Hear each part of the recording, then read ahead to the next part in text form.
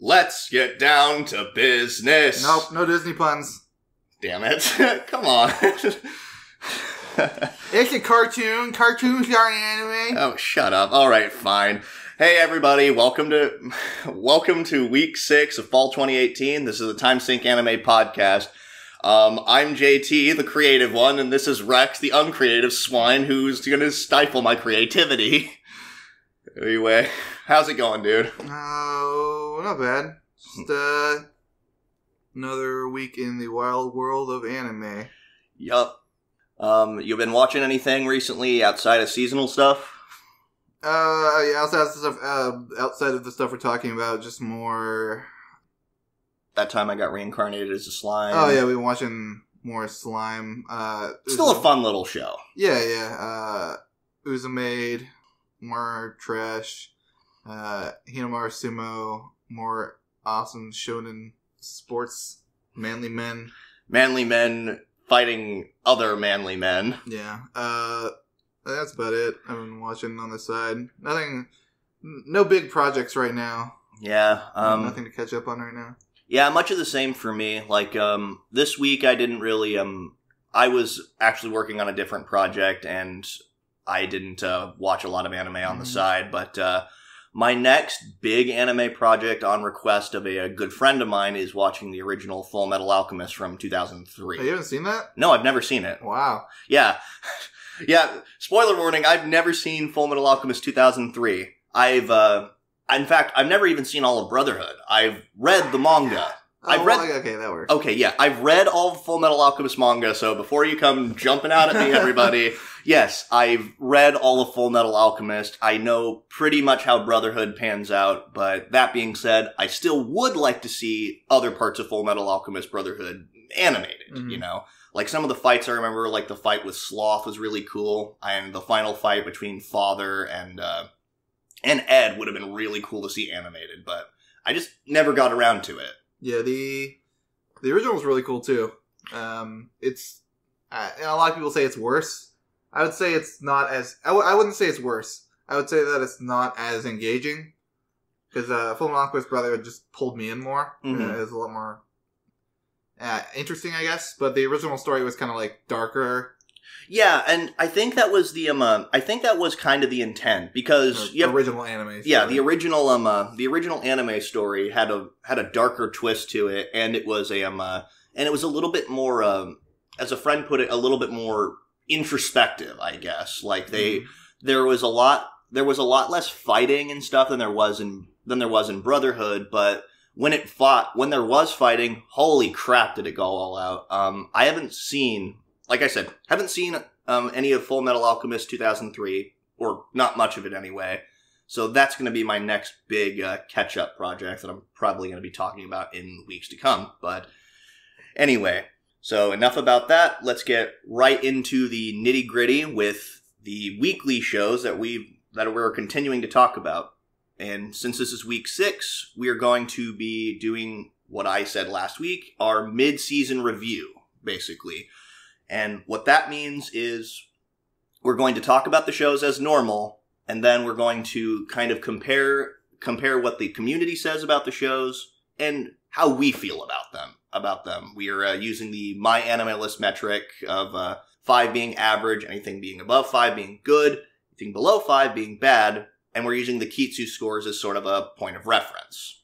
So yeah, because a lot of people in the anime community use Kitsu, so yeah.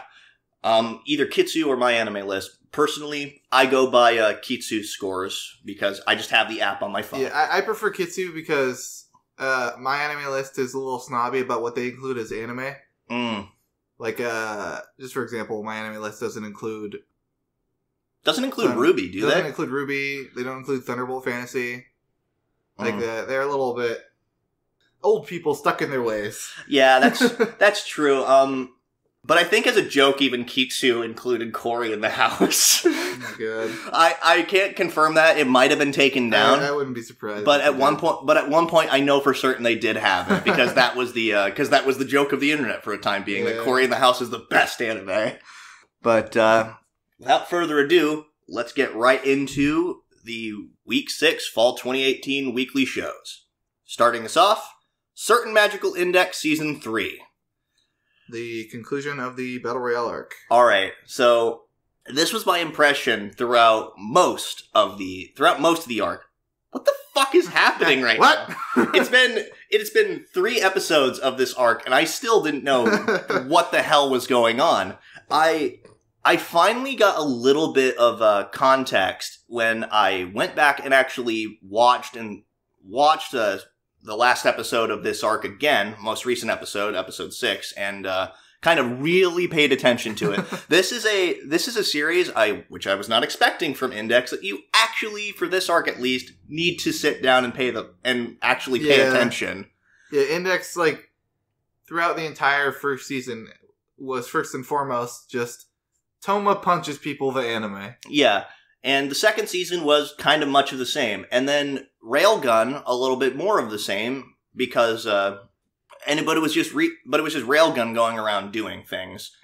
But, yeah, I got a little bit more context on this series as soon as I watched the second episode again, and then kind of looked a little bit more into the backgrounds of some of these characters. And that cleared up quite a bit for me, but at the same time, I think that's kind of an indication of the anime having kind of a little bit of bad direction, and it just kind of being all over the place. Yeah, it definitely feels like this was an arc that should have been told in more than 3 episodes. Yeah, it felt, because the main focus of this arc, at least what I got the impression of, it was trying to bring 2 new main protagonists to the forefront. It was going to be the introduction of Accelerator as a driving force in the story, like outside of being just a villain, or an antagonist rather, and then also Hamazura becoming more of an important character in the story, which, again, really cool concepts, and it's interesting seeing more characters outside of Railgun and Toma. But yeah, you mean Hamazura, you mean Toma number 2? Yeah. a level, yeah. Level 0, hangs around a bunch of girls, punched a girl in the face. Yeah. Episode. This arc really, that was the whole point of this arc, was to kind of introduce these characters as more of the forefront, like bringing them more to the forefront, which would have been awesome had they spaced it out more. Yeah. But it really didn't, it really just felt jumbled and all over the place with these past 3 episodes. They did have some really cool, moments going on here. Like, I have this question for you, though. How did you feel about Meltdowner? You hadn't seen Railgun, so you had no context for her, really. She looked like that kind of, like, One-san, like, takes care of her team kind of character to me, when I first saw her. And it's like, all of a sudden, oh, she's a crazy bitch now, wants to kill everybody. Yeah, that is pretty much the impression I got, because I watched both seasons of Railgun and actually got introduced to Meltdowner in Railgun Season 2 and the rest of Item, which, yeah, she was a little bit crazy, a little bit ruthless in combat, which, okay, makes sense. She's a leader of an underworld organization. You're gonna be a little unhinged. That's fine. But things really started to change when she just brutally executed one of her teammates, Frenda, which I looked into that. Why did she do that? It turns out that I didn't notice this the first time around. Frenda apparently betrayed betrayed the teammates of Item, like kind of gave away their position to school. Oh, I didn't see that. Okay, I didn't either. And when did she do that? I think, like, in some point in episode 5 of the season. Like, I didn't notice that, but she had been accosted by members of school, had told them about the hidden salon, as they call it. Did it happen off screen? I don't know. I know there's so much stuff going on. It's hard to miss. Yeah, easy to miss I didn't notice it in episode 5, and it certainly didn't appear in episode 6, but she got executed, which was a result of that, which made a little bit more sense. But still, it was like, wait, what?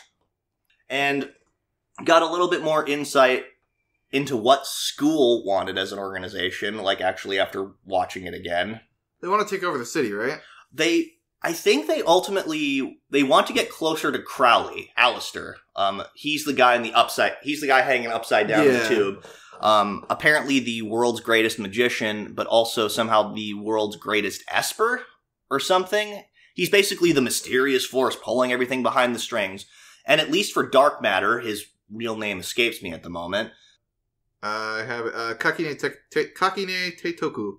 I'm going to just refer to him as Dark Matter Okay, because his real name's a mouthful. So Dark Matter ultimately wanted to... he's the leader of school, by the way. Yeah. I forgot about that part, but as the leader of school, he just basically wants to get closer to Crowley as because the rankings of espers are dictated as such as their value of importance, basically. There's more to it than just, they're the strongest people in the city. They're the people that Alistair is most interested in.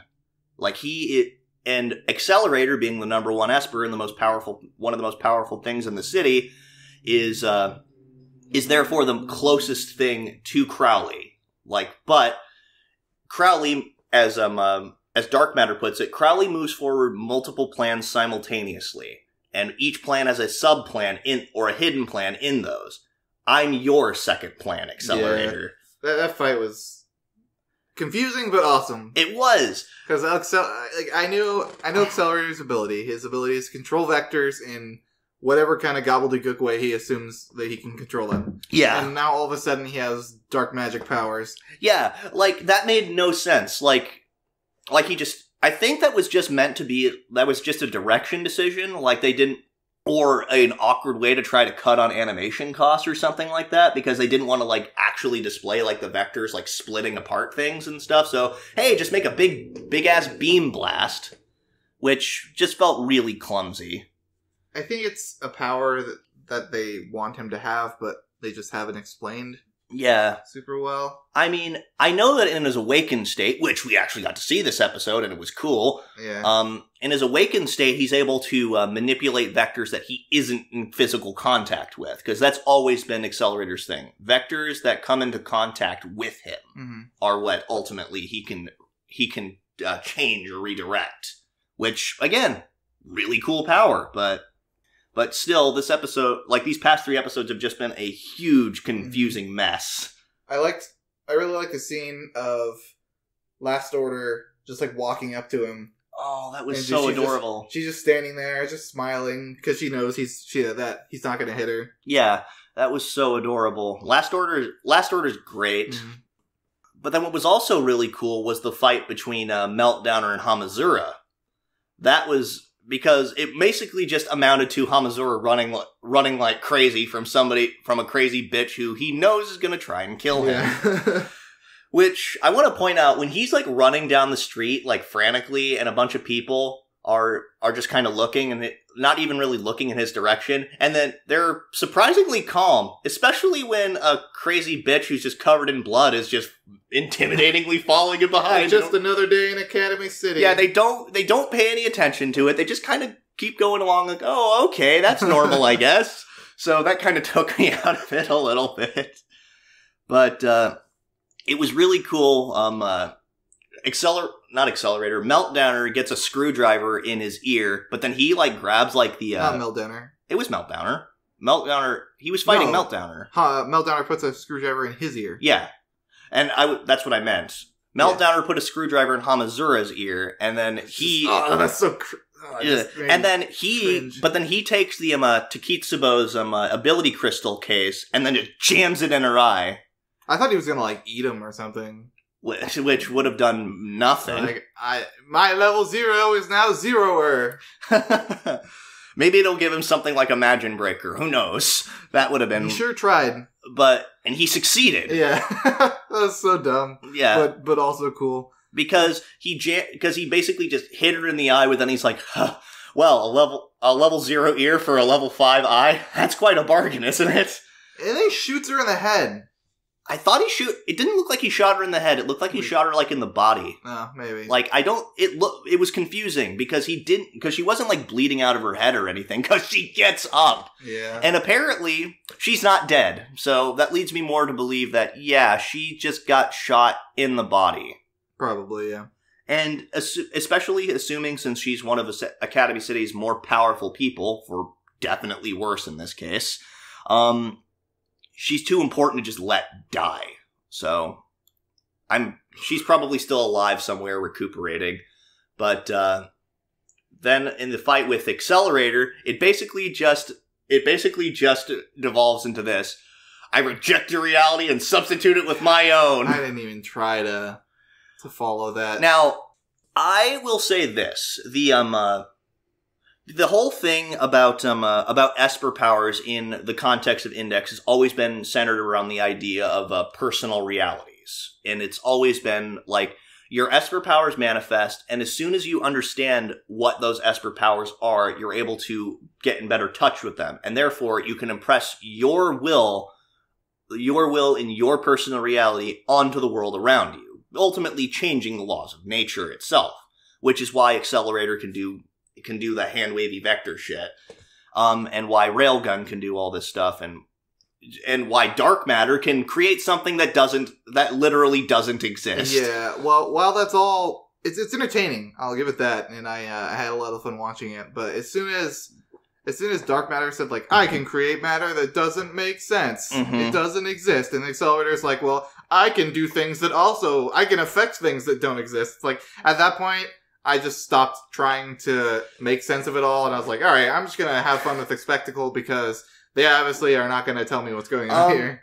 I think it had more to do that it wasn't so much Accelerator knowing how dark matter the substance function, and more how dark matter the person function. He was able to understand how dark matter's personal reality worked, and therefore was able to recalculate his stuff based on that. We can, like, reverse engineer, theorize all this, but, you know, if the show doesn't explain to us how it works, then... But it has been explained. Like, don't get me wrong, it's a bunch of hand-wavy bullshit, and it's basically just, like, jazz hands, that's how. Yeah. But still, like, I stand by this. In the context of the series, kind of referring back to the idea of personal realities and stuff brought up in previous seasons, it makes a little bit more sense. And at least in the context of the show isn't complete hand-wavy nonsense. Is it hand-wave nonsense? Yes, absolutely. Alright. But I'll give you that one. But anyway, ultimately, that's my impression of Index Season 3. Yeah, there was a little bit of confusion, and you have to actually... in order to really understand it, I think you have to really kind of go backwards and, like you said, reverse engineer some of this stuff. Yeah. So near the end of the episode, there was a little bit of, like, it looks like they were closing off little plot points. Social survived. Mm-hmm. The Aztec lady. Oh yeah, yes. They showed her in the bed, so the guy ended up saving her. Mm-hmm. It showed what's her name? The red teleport lady, red hair. Move Point. Move Point, yeah. She was just walking around looking at... I think she was looking at the facility. Yeah, the facility that they had just trashed. Yeah. So next episode, we're going to get more... Back to more Toma stuff. Yes, and I'm actually kind of fascinated in the Toma stuff more than I was in this recent arc. Yeah, me too. I'm definitely more invested in the Toma stuff. Again, I'd be okay with it if they had developed a little bit more time into this arc, but it just kind of felt like a little bit of a clusterfuck of trying to introduce these two characters as major protagonists in the narrative, which makes sense because Accelerator eventually gets his own spin-off series, so a certain scientific accelerator, which that'd be cool. I'll look forward to that. Maybe we'll see this arc a little bit less chaotically. But anyway, so yeah, enough of our impressions of Index as far as what happened and what we think about them. The community seems to really enjoy this show so far. What is it, like a 77 on Kitsu right now? Yeah, the Kitsu score for Super Magical Index right now is 77%. I would say that's about fair. I'd rate it about a 7.5. Yeah, I'd probably give it about that right now. It might go up depending on what happens for the rest of the season. Yeah, I'd say that I would have given it a little bit. I would have given it a little bit more, like an 8, and if they hadn't made some really bizarre director decisions, like for starters, what the hell with Toma's Imagine Breaker sound effect? That takes it down half a point just because of that. That's gonna bother me. That's still gonna bother me. They're like, guys, we know you really like the Imagine Breaker sound. We're gonna pull back from that a little bit, and we're just gonna make it sound like a car's driving by really fast. Vroom. Or it's just literally, or like a vacuum sucking something up, pretty much. Just vroom. No, it's just why. The reason why it sounded so cool is because it sounded like something literally breaking, which again, it makes sense. It's called the Imagine Breaker, not the Imagine Sucker. That's a whole nother ball game. Yeah, that's a whole other ball game, guys. But I give it a 7.5 because the first 3 episodes seemed kind of interesting. We're introducing more of the magic side of things, which I always thought was really cool. But the last 3 episodes have been really awkwardly handled. Yeah. Like, really awkward direction decisions. Pretty cool fights. Yeah, lots of cool action scenes. But a really just kind of cluster of a story that I had to watch again to try and decipher and understand it all. So, which I shouldn't have to do. But, anyway. That's enough of Certain Magical Index. Moving on to our next show. Next up is Banana Fish. Alright. This episode in the first opening few minutes had some of the best banter I think I've seen between Ash and Eiji. Oh yeah, it's like just the daily routine of just trying to get Ash to wake up, but it had some of the most hilarious, witty, and just snappy banter, at all. Like, hey, give me the paper, Eiji. I can't, I'm reading it. Well, you can read it later. You read too slow. Yeah. Why don't you go learn English on Sesame Street first? And just Eiji's face just... So, Ash is, sarcastic and such an asshole about everything. First... Oh, yeah. Holstock's driver got shot, which caused him to crash... Into a semi-truck. Into an oil rig. Or not an oil rig, a gas truck probably, or something like that. Yeah. Which apparently everything in the anime world is made out of explodium. Yeah, that's true. You could just say that about any action movie, though, as well. But yeah, and then for the first little part of the episode, it was a lot of just Ash and Eiji having a little slice of life moment, I guess. Yeah, and that was all really fun to watch. Again, just the banter between these two has always just been hilarious and snappy and fun. That Ash woke up, took a bite or two of his salad, fell back asleep in the shower, and came out and was just like, someone ate my salad. Yeah, it was you. Oh my god. Yeah, this, again, I really enjoy just the banter between these two. Mm-hmm. It's downright hilarious. And kind of going back to the Holstock dying, it kind of reminds me, I almost expect an AMV, or an AMV Hell clip of somebody taking that clip from The Dark Knight. You know which one I'm talking about? No, never seen The Dark Knight. Okay. So, in The Dark Knight, Two-Face... Dark Knight spoilers! Yeah. It's a movie that's over 7 years old. I think it's beyond the statute of limitations at this point. So, Two-Face, his whole shtick is he flips a coin to determine if you live or die, pretty much. Mm-hmm. And he gets in the car of this mobster, and he flips a coin, and it lands on the safe side. He's like, you're a very lucky man. He flips a coin again, and it lands on the not safe side, and he's like, he's not. Wait, who? He, just buckles up his car, and he, his seatbelt, and he goes, your driver. Bang! And then he causes the car, and since the mobster wasn't wearing a seatbelt, he dies. Because it causes the limo to crash.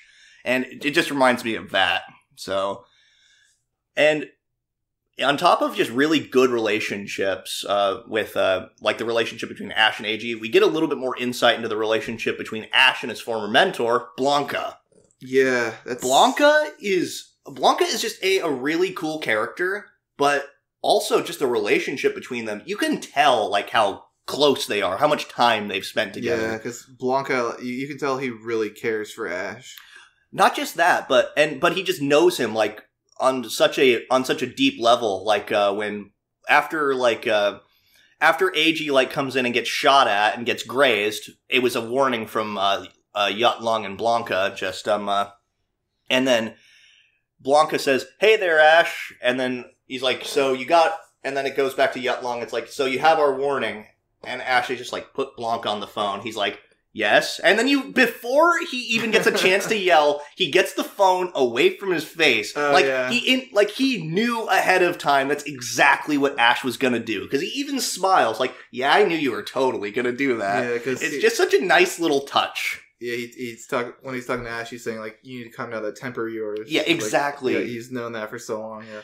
But they probably spent like years. Yeah, years together. training each other, and this just really just showed that, and just that little bit of him just getting the phone away from his ear when he knew Ash was about to yell, just really, it's such a nice little bit, and I really appreciated that. So the shot on AG, I'm like, 100% certain that Blanca just decided, well, I'm not gonna kill AG because that would be pointless. I'm pretty sure that he grazed AG's arm on purpose. Yeah, I mean, even Yut Lung acknowledged it as a warning. Like he basically just saying, "Hey, I'm forcing your hand into negotiations here. Do what we say, or next time we won't miss." Yeah, this Ash, he didn't even think, have any second thoughts about it. He agreed immediately to meet with Yut Lung, Golzina, and Blanca. Yeah, because he knew that Blanca was leagues ahead of him. Like, just so many levels ahead of him, he could never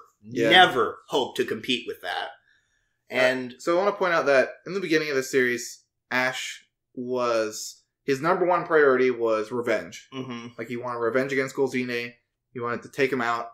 But slowly as the series has progressed, he's built a relationship with AG more. Yeah. And over the course of, these past probably 6 episodes or so, AG has slowly become more of a priority than revenge. Yeah.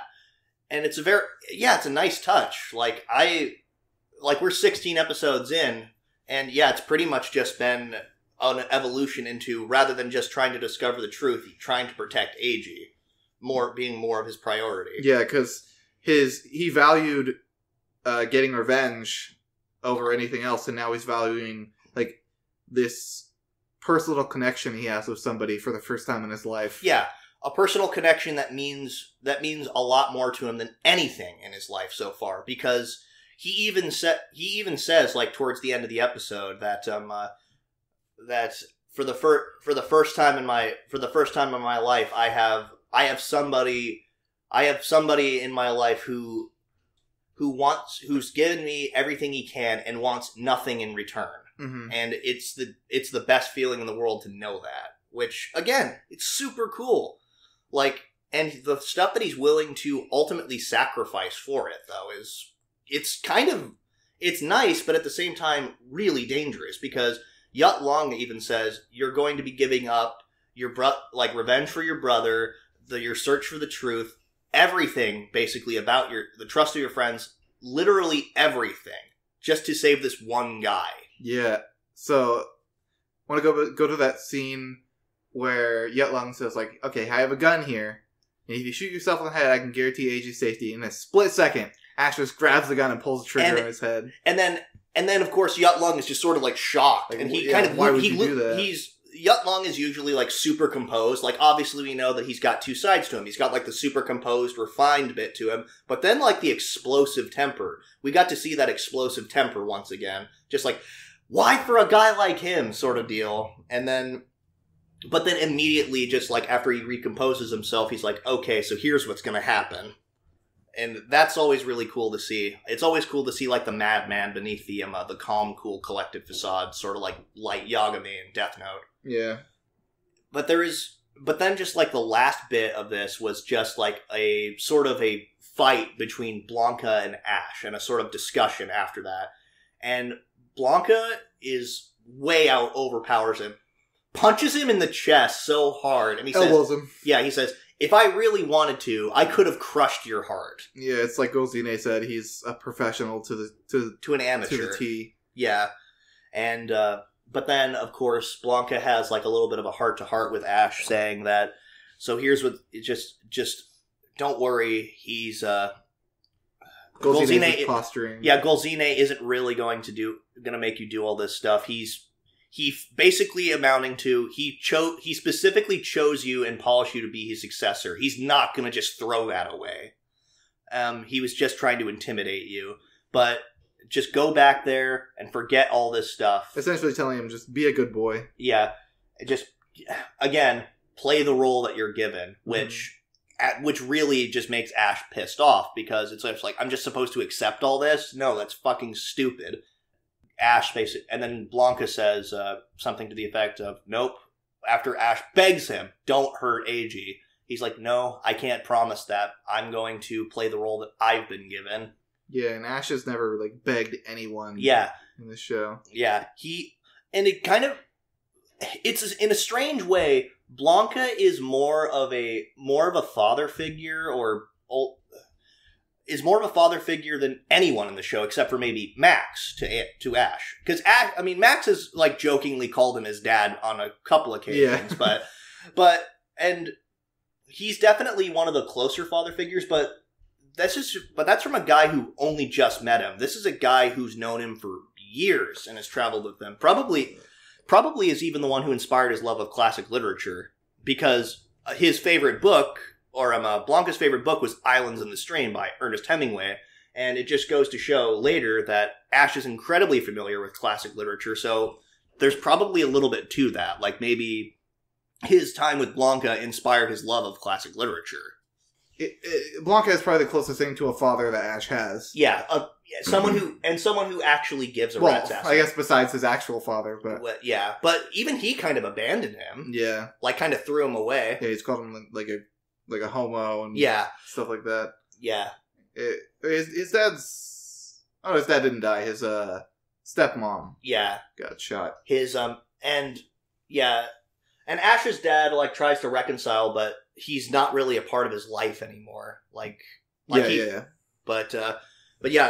Blanca is the closest thing to a dad. He ultimately doesn't want to see Ash get hurt anymore. Like, he recognizes that all this would bring him is destruction and pain.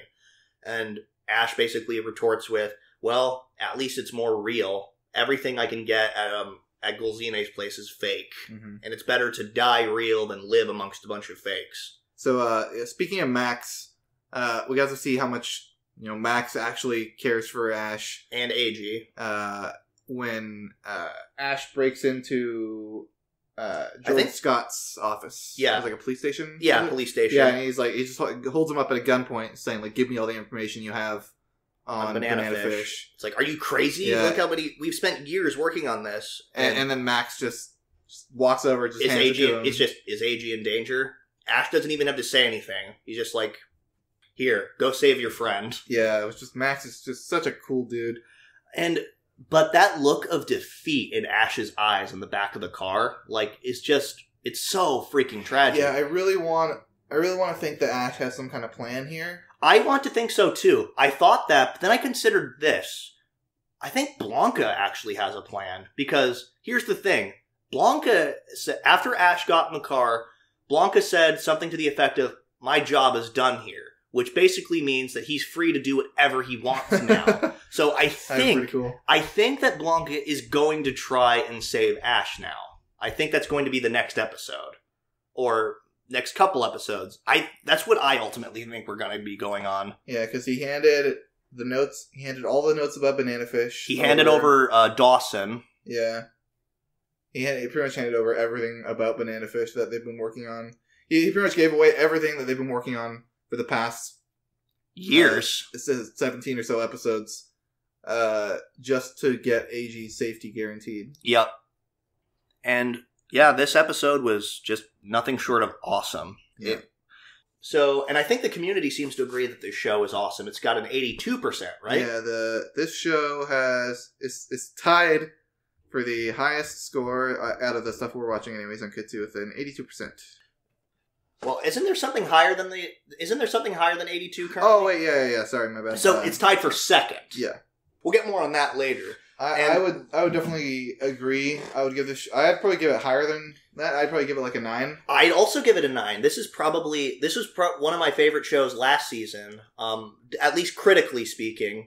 Mm-hmm. And it still remains up there as one of my favorite shows. And I think this episode just really kind of cemented that for me, because just like all the good banter, all the really cool relationships, all the action scenes, so many really good action scenes. Yeah, the fight with Blanca was short, sweet, to the point, but it was really coolly animated nonetheless. Yeah, I like when they animate like Ash doing that like roundhouse kick. Yeah, he does that like a lot there in the show, and it just looks really cool. Mm-hmm. But yeah, the reason I like this show so much is because there are points where it feels like I'm watching an anime where like the little comedy kind of exaggerated portions of people And then there's also parts where I feel like I'm watching like a gangster flick. Yeah.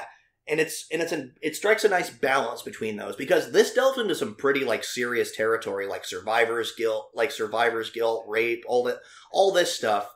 And again, to emphasize, this was based on a shoujo manga from the late 80s.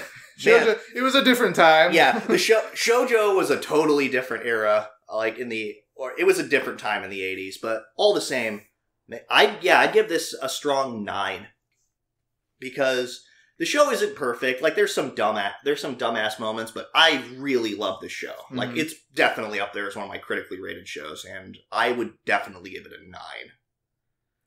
Enough of Banana Fish. Let's move right on to the third show that we're watching, Goblin Slayer. What does Goblin Slayer want to do, of course? Kill goblins. The episode starts off with like a little story about like, the hero and the demon lord, and then Goblin Slayer is like, forget all we don't got time for your stupid shit, we're killing some goblins. Yeah, right? And that was hilarious. And then here we actually got to see a little bit of strangely like very subtle but development nonetheless on Goblin Slayer's part. Like, because his party, like, because he goes up to his party mates and basically says, the reward is one bag of gold each. The reward is one bag of gold each. It's like, you're not really giving us a choice to go along with this, because you're either saying you're only giving us 2 choices. Either go along with me and get a reward, or don't, and I'm going to go by myself anyways. And he's like, this isn't really a conversation. But then the dwarf points out, it's like, well, he's at least trying, which is more telling us about it, which is more than he's done in the past, which is really cool. And then the elf gives a couple stipulations, like, all right, so okay, fine, we'll go along with you, but no, remember not to waterboard the goblins. Yeah, that line was a little weird. Just no waterboarding the goblins, okay, and no setting them on fire, okay, and no poison. No poison either? Yeah, I guess the priestess and the elf probably are a little disgusted about how Goblin Slayer usually goes about his work. In Goblin Slayer, if the most efficient way is to burn them all, he'll do it. If the most efficient way is to poison them all or drown them all, he'll do it. But I guess I'm assuming that they think that's not very humane, which is a little naive in my opinion. Yeah. But goblins are little monsters. Well, I think those tactics work a little bit better when he's by himself, because like obviously he's going to have to rely on some kind of extreme methods to deal with it himself. But now that he's got a party, he doesn't have to rely on as extreme measures to do so. So maybe there's a degree of that there. But I also like how the elf says, and here's the thing, we'll go with you, but in exchange, you have to go on an adventure with us. He's just like, all right. Yeah, I was a little surprised that he just immediately agreed to that. Yeah. Because she's like, she didn't say go on an adventure killing goblins with us. She said go on an adventure. He's just like, okay. Which, if it's one of her adventures, it's probably just involves like a lot of exploring. Yeah, exactly. Because that seems to be more the elf style, just kind of exploring and stuff like that. But yeah, Goblin Slayer the elf is finally getting her wish of taking Goblin Slayer on an actual adventure. And he just agreed. Again, this is really subtle. It's really subtle development on this character's part, but it's development nonetheless, which is really cool. It serves to prove that he's not just a 2-dimensional character. Yeah, which, it's sort of like watching a guy slowly regain his humanity again, which is cool. I always kind of like that. Like seeing kind of an obsessive anti-hero eventually going, all right, well, maybe there's got to be more to this. There's more to life than killing goblins, Goblin Slayer. And then they go to Watertown. What such a creative fucking name, right? It's like everything else in this series. Yeah. Priestess, elf. Yeah. Goblin Slayer. But it kind of just goes to show that it's basically just a D&D campaign. Yeah. Like, I mean, as someone who's tried to run things before, it is difficult coming up with a world and NPCs and fucking names for all these things by yourself. So I can kind of understand like a little bit of uncreativity. Random name generator. Yeah, just bloop, okay, Watertown. It's on a bunch of canals. It's basically like Venice. But it's got one of the most important religious figures ever. The Sword Maiden and the Archbishop of the her title is the Archbishop of the Supreme God. Yeah.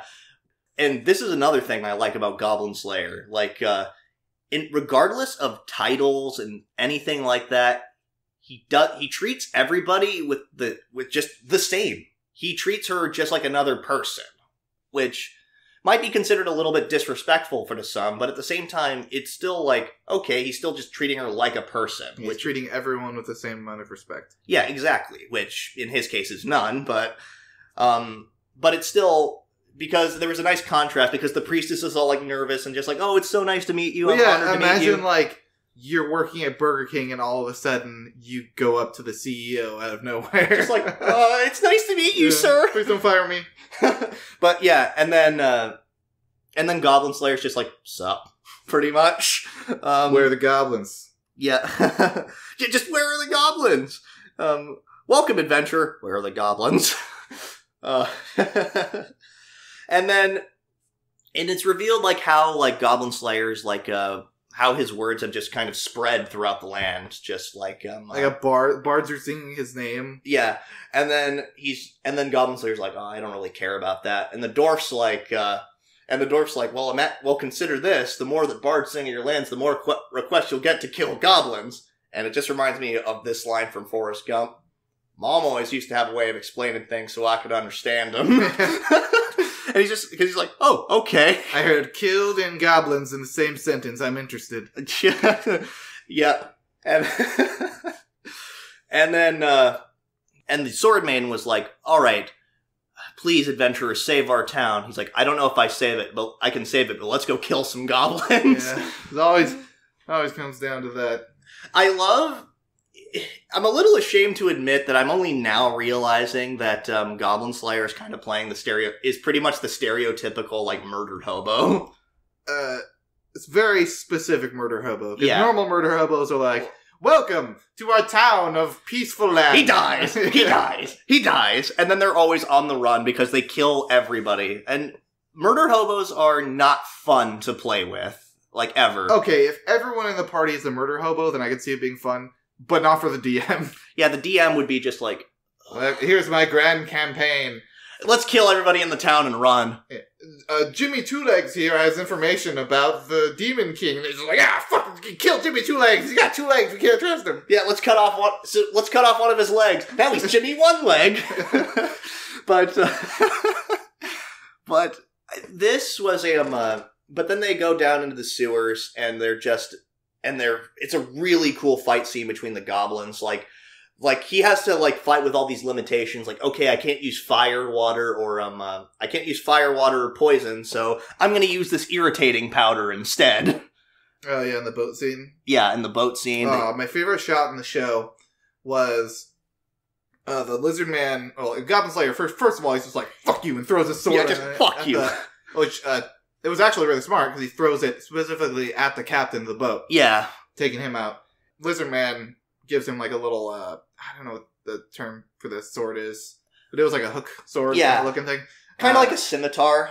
Kind of like a scimitar, but backwards. Yeah.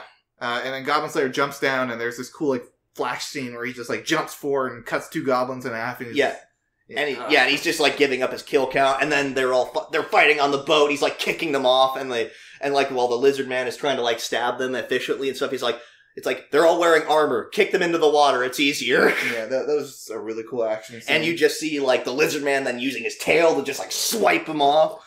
Oh man, it was so cool. And then they find more of them. They find he's like, what is that? Is that a goblin? All of a sudden you see like this crazy alligator thing. That is not a goblin. Like, hey, thanks for stating the obvious.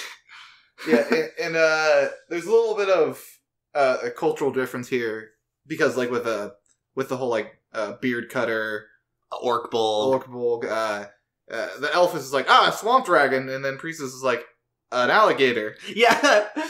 And then they're running away, and the dwarf says, "It's like, hey, do something about him, Scaly. Isn't he a relative of yours?" It's like I haven't kept contact with my relatives. I haven't kept contact with my relatives ever since I left my house. Again, it just feels like a really good, like, D&D party. Just, like, the kind of really witty banter between them all. Campy when it needs to be, but also still... It's like, if anyone's ever played D&D, there's going to be a lot of moments where, like, even in a serious situation, somebody will make a joke across the table. Of course. And everybody else will get in on the joke, and Yeah. it derails things for a little bit, but that's what it felt like as they were running away. It kind of felt like the serious situation was getting derailed a little bit by people who were having fun. Yeah, and then I really like... And then they realize it's like, okay, you have a miracle still left, right? It's like, yeah, I do. Why? You can't use fire. You can't use fire or anything. Remember, it's like, okay, I know that, but I've got an idea. And so you see, like, 2 goblin ships, like, going by. They're all sneering and happy. Like, just like, yeah, there's light up ahead. Let's go get it. And then all of a sudden the giant alligator shows up and he has light on his tail. And then the Goblin Slayer points out, like, all right, so I know that goblins typically realize that adventurers travel with light sources on them. So they just figured they were a group of adventurers. And so they were going to, of course, pursue them. And again, it's just really cool. Like, it feels earned, like how much stuff he knows about goblins. Like, none of it feels MacGuffin or anything. Yeah, no, because it never feels MacGuffin just because, yeah, obviously, he spent God knows how many years just fighting this one specific enemy. So, of course, he's going to learn as much about them as possible and research them as much as possible. Like, figure out everything about them. So I'm assuming that based on, like, what we see of his red-haired friend, the farm girl? friend. Yeah, based on, like, she looks like she was around, like, 10 or so. Yeah. Maybe 10. And now she looks like she's, like, 18, maybe early 20s. Uh-huh. So he probably spent a good 8 to 10 years killing goblins. So, of course, he's going to... Yeah, probably... I don't know, just so many years, and it never feels MacGuffined. It never feels MacGuffin, like why he knows so much about goblins or why his plans work when it comes to goblins. I really want to see his face. I think everybody does. I think it's supposed to... I think in the manga and stuff, eventually you do see his face, but for now, he's just the kind of faceless Doom Guy protagonist. Wait, yeah. Well, Doom Guy actually did have a face in the original game. Never mind. But all the same... And then we come to the then Goblin Slayer comes to the conclusion of of the goblins here, their behavior was strange, because had they produced down here naturally, they would have known about the alligator. They would have known about the giant alligator, and they never would have used boats, because they would have known how dangerous it would have been to use boats, and it would have been a dumb idea. So he comes to the conclusion, the goblins down here didn't just appear naturally. Something had to have created them. Yes, something is also teaching them to use boats. Because goblins don't learn things themselves, they learn what they see around them. And what they're taught. And they're not, as he's repeatedly said, they're dumb they're not bright creatures, but they're not complete idiots either. So he knows enough about, and he just basing on all this, something is creating them and something's teaching them here, which makes the question, what exactly is that? It seems like the general formula for this show is Goblin Slayer always stumbles upon bigger events just because there's goblins involved. Yeah, I mean, I can say it as many times as I want, or it's just going to keep going back to it feels like a D&D campaign. Like, yeah, exactly. You go to do the small quest, which turns out to be a bigger quest. Which, yep, exactly. Yeah, kind of and then one last thing before we go into the final like discussion on how we feel about the show compared to how the community feels.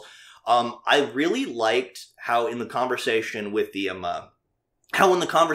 Sword Maiden or the Archbishop or whatever you want to call her, like he says something to the effect of, let me guess, the military deemed it wasn't a necessity to mobilize against mere goblins, right? Like he, without even skipping a beat, he just knows that because he's probably heard the same excuse hundreds of times. Yeah, nobody takes goblins seriously. But and it's just really cool to just see like, he's empathetic enough to their plight to where he realizes, yeah, I'm the only one who will do this and will take it seriously. So I have to do it. Which, again, I think it's just a nice little bit of characterization here. Mm-hmm. it adds a little bit of personality to somebody who seems at first glance totally two-dimensional. But anyway, so currently this series has like a 75? Yeah, 75% on Kitsu. I don't know if I'd give it that necessarily. I'd give it probably more like an 8. Yeah, I give it an 8. Because it's a really good show so far. Yeah, I'm really enjoying it. And while the first episode certainly didn't leave the best impression for some, like, yeah, I know, but yeah, it felt like a lot of people were complaining about like they were just doing it for the shock value, which you could argue in some degrees. Yes, maybe they did. There could have been more tasteful ways to go about it. Perhaps is another argument. Which, all right, okay, fine. I've heard some of these complaints, and I get that, but people who just base it entirely on their opinion of it entirely on the first episode, I think are missing out on a pretty good time. It's just a fun show. Yeah. Like, it's really cool just to watch, like, Goblin Slayer work and function. Yeah, and that's what it is to him. It's just work. Yeah. Like, a lot of people will consider, like, oh, I need to go out and be a hero and kill all these monsters. He's equating killing goblins to a 9-to-5 job. Exactly. Which...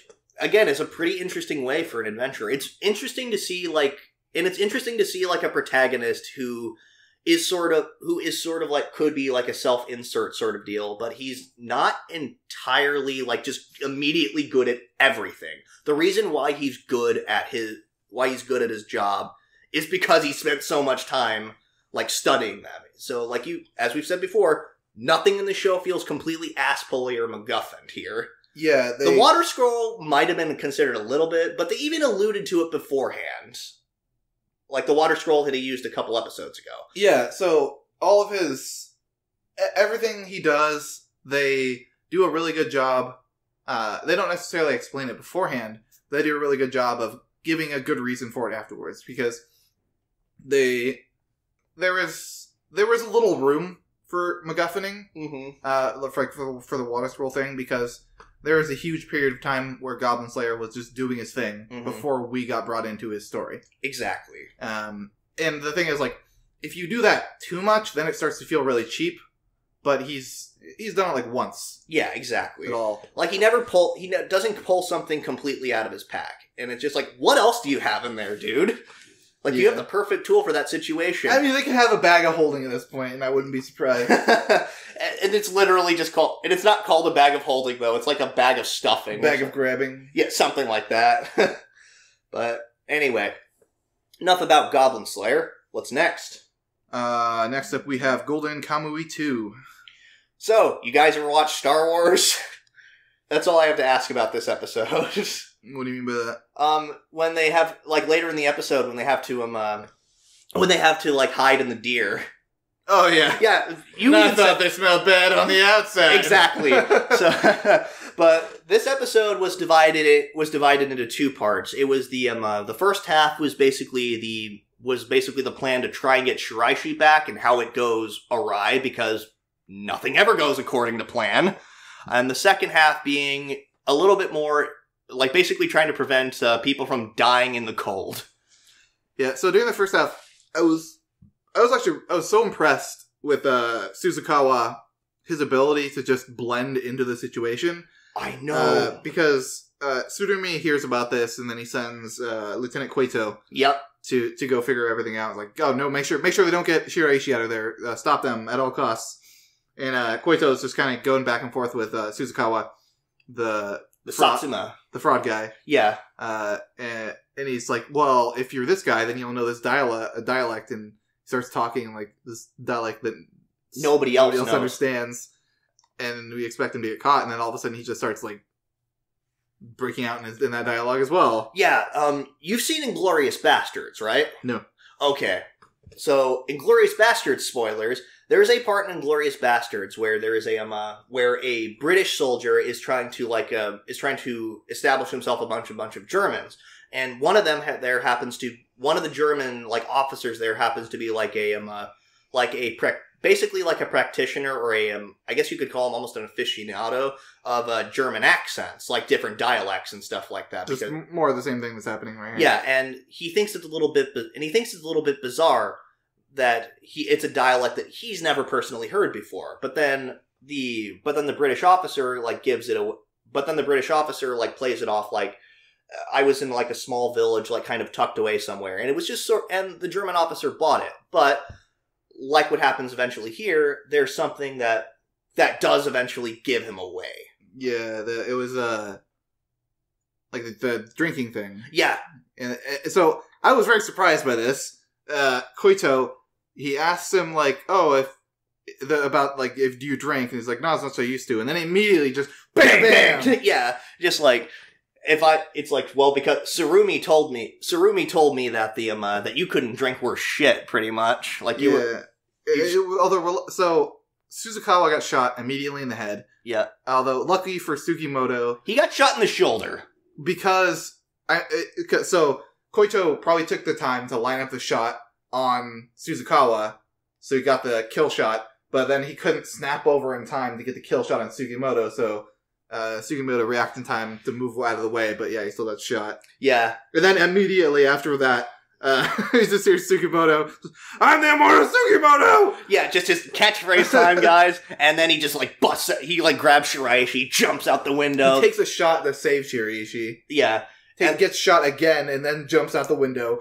He jumps out of a window on the second story. Yeah. With 2 bullet wounds in his chest. Again, the 2 things that characterize Sugimoto most in the series are insane luck and ridiculous tenacity. Rage mode. Yeah, and then he's just like, all right, let's keep running. It's like, but Sugimoto, you've got 2 bullet wounds. And they eventually get on a hot air balloon. And I love how even in serious scenes like this, where it's like, oh man, it's tense, there's like a chase scene, you just see like Second Lieutenant Koito like jump off of some guys and then like swim through the air. Like Wile E. Coyote's his way onto the balloon. Yeah, oh my god. Again, this show does an amazing job of blending like action and comedy and then I love. But the problem with Koito here is he seems to have like a ridiculous obsession with Tsurumi. Specifically, Tsurumi getting mad at him. Because it's like, he says like on multiple times like, Lieutenant Tsurumi's gonna get mad at me, or oh, Lieutenant Tsurumi's gonna get mad at you, stuff like that. He's obsessed with Lieutenant Tsurumi. Yeah, it's like kind of like a dad, like a big daddy thing, kind of. Yeah. Like, oh, Dad's gonna get mad at me, like, we have to be good. Yeah, exactly. He probably respects Tsurumi a lot. A lot of people seem to respect Tsurumi a lot. Even though Tsurumi is completely insane. Yeah, he's insane, but he also is very charismatic. Yeah. So, like, in a situation like that, you're gonna get a lot of followers. Yeah, it is interesting. And going back to Suzukawa a little bit, I freaking loved watching him operating. Because it was just like, oh, he's just like supposed to be like this washed up marriage fraudster. No, he's one of the best damn con men ever. Mm-hmm. Like, because he's like, oh, I have this plate here to replicate these fake bills. Fake currency in a time, spreading fake currency in a time of war to cause economic disruption is a brilliant strategy. So what I think was happening there is that he was like, oh yeah, if you're interested in this, I can set you up with a guy. I think he was drumming up business for himself. Yeah. As well, on the side, while also trying to get Shiraishi back. Yeah, which, again, I loved how he played into Lieutenant Colonel's, like the Lieutenant Colonel's, his desire to get promoted, because he's like, so, I know that everybody after the Japanese-Russo War got promoted to full colonel, except you. Yeah. Don't you think you're being a little mistreated? This is your pathway to promotion here. Yeah, that guy's such a smooth talker. And I loved seeing him work. It's a shame he got shot right in the fucking face. Yeah, that was brutal. Yeah. The second half of this episode, though, they managed to escape the division chasing them. But they go right out of the frying pan and into the fire with parts of the mountains where snow is building up and it is getting really, really cold. Like a deadly blizzard. Yeah. And so they have to hide in deer by like shooting them and cutting them open. And, yuk, I think it's called.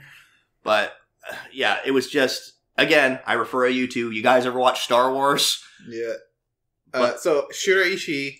Well, so on the way there, they're talking about like, oh yeah, this is a land where there's sex demons and they possess you and cause you to strip naked and dance. And Shiraishi was like, haha, you're dumb. That's dumb. you're stupid. Stop saying stupid things, essentially. And then he lands, and immediately he's like, ha ha ha, takes his clothes off, and just like, woo! Starts running off into the wilderness. Which is hilarious, because basically the way that Ashirpa described it was basically a divine way just to describe how people with hypothermia act. Because when people start getting hypothermia, they usually start doing bizarre things, like taking off their clothes.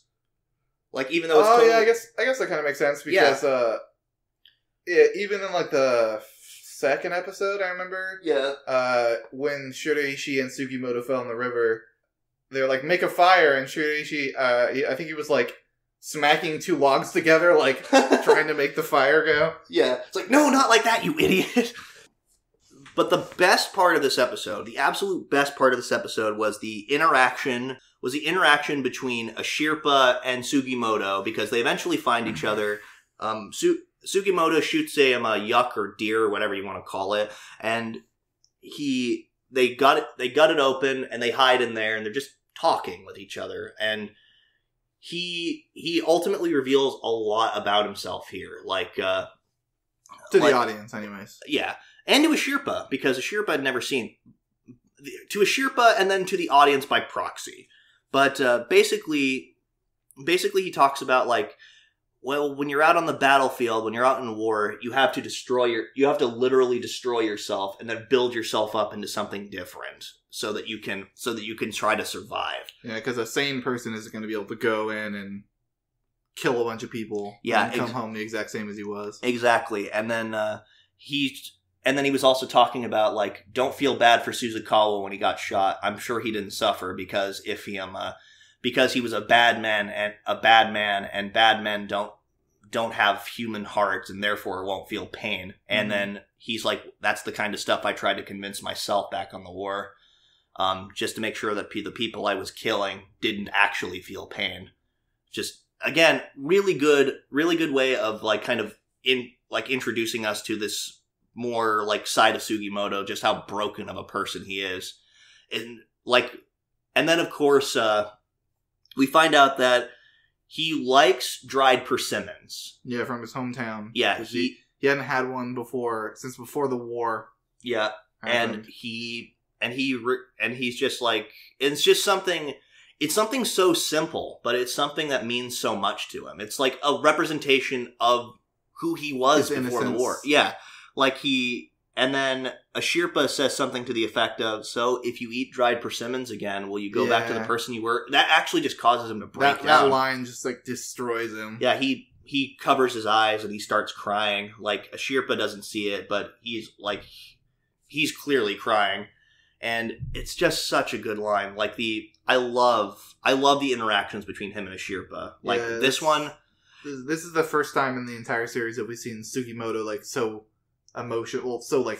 Yeah, vulnerable. Yeah. Like, vulnerable. Just, it was such a good scene, and I'm really enjoying the series. This really cements it for me. But there's a cool little line, too, where before Ashirpa falls asleep, she's like, okay, after this is all over, can you take me back to your town? And I want to eat some dried persimmons, too. It's such a nice moment. I love the relationship between Ashirpa and Sugimoto. It's sort of like it is almost sort of like a father-daughter type situation. I don't see it as that. You don't think so? No, I see it as they're close friends right now, and it's probably going to become a romance later. You think so? Yeah. Because she's like, they're all alluding about all this whole, like, yeah, she's a new Ainu woman. Mm-hmm. She's going to bring things in from the outside, so... I guess I'm not expecting them to end up together, but I would enjoy it if they ended up together. I personally, like, I can understand that too. I like the idea of them being good friends, and maybe not necessarily father-daughter, but sort of like a big brother, younger sister sort of deal. Like, I would appreciate that as well. You're destroying the ships! No, I'm not destroying the ships. I'm just saying this is the way that I see it, but whatever. I think Ashirpa's dad should be Dick Sensei. I stand by Dick Sensei being more like an awesome uncle. But just imagine telling that to, like, a police officer. Yeah. Like, who's that? Who's trying to find you? It's like, oh, that's my Dick Sensei. Like, we're gonna have to take you in for questioning. Yeah, just like we found, it's like, okay. Now, so how's the community feeling about this? Kitsu's score for Golden Kamuy 2 right now is 78%. 78. Yep. I would give it about an 8 as well. I'd give it a 9. 9? Yeah. Yeah, with this most recent episode, I'd probably give it along the lines more of an 8.5, maybe. Maybe a 9. I'm just having so much fun with the show. It's the best show I've seen in a long time at switching between action or serious action and goofy comedy. Yeah, it is a really nice blend between the two of them. I really enjoy the action scenes more than I think in the more like down to earth like serious scenes. Like my favorite scene in this series so far was the scene between Shirpa and Sugimoto in this most recent episode. It was just such a well-written scene with some really powerful dialogue. But anyway, that's just me. Next up, IRODUKU, The World in Colors. We get to see a little bit more about Hitomi and Yuito, aka Aoi. So my favorite part in this episode was there's the part where Hitomi sees Aoi with his upperclassman, was it? I think so. Yeah. Senpai, I think is what he called her. And it's just like that generic anime, like, oh, it's a misunderstanding, and I'm going to run away now. Oh, that's right. And best girl Kohaku, is like, just like, wind magic, make her come back. Yeah. And I was like, yes. That's one of the most frustrating things in romance anime. Is so that misunderstanding moment where it creates a bunch of conflict, and then we have to sit through all that because somebody wouldn't ask a question. Yeah, and then but then it, rather than blow her back, it blows her umbrella back, which makes Aoi go, "Oh crap! I need to bring this back to her." And a really nice bit of direction. I watched through this, and I saw like when Aoi ran past her, she had like Kohaku had sort of like a neutral expression on her face, and as soon as he ran past her, like her face was just all smirky, just like, yeah, that's what I thought. Just like I did that. Like, oh, Kohaku, you're so proud of yourself. But we got to see a lot more into Aoi's perspective and what he's afraid of and stuff like that. Because the golden fish, we finally find out what it is. It's something that he's been chasing for a long time because it's a drawing that he won an award for when he was in elementary school. It was, and it's something that I think he's always been wanting to. He wanted to get that kind of acclaim again, or create something that is meaningful as that. But for whatever reason, it's always been eluding him. And we find that out a little bit more when Hitomi enters the world of his drawing. Yeah, that was a really cool scene. It was like a dream sequence, kind of. Yeah, it was super surreal and super just cool to watch. Like, watching the backgrounds and stuff like that reminded me a lot of the backgrounds in March Comes In Like a Lion, which remind me a lot of like Vincent van Gogh paintings. Yeah, not just the way it looked, but the way they handled it also reminded me a lot of March Comes In Like a Lion. I think I said this before about the show a few episodes ago, but just the visualization, they do a good job making you understand how important the situation is to the character. Exactly.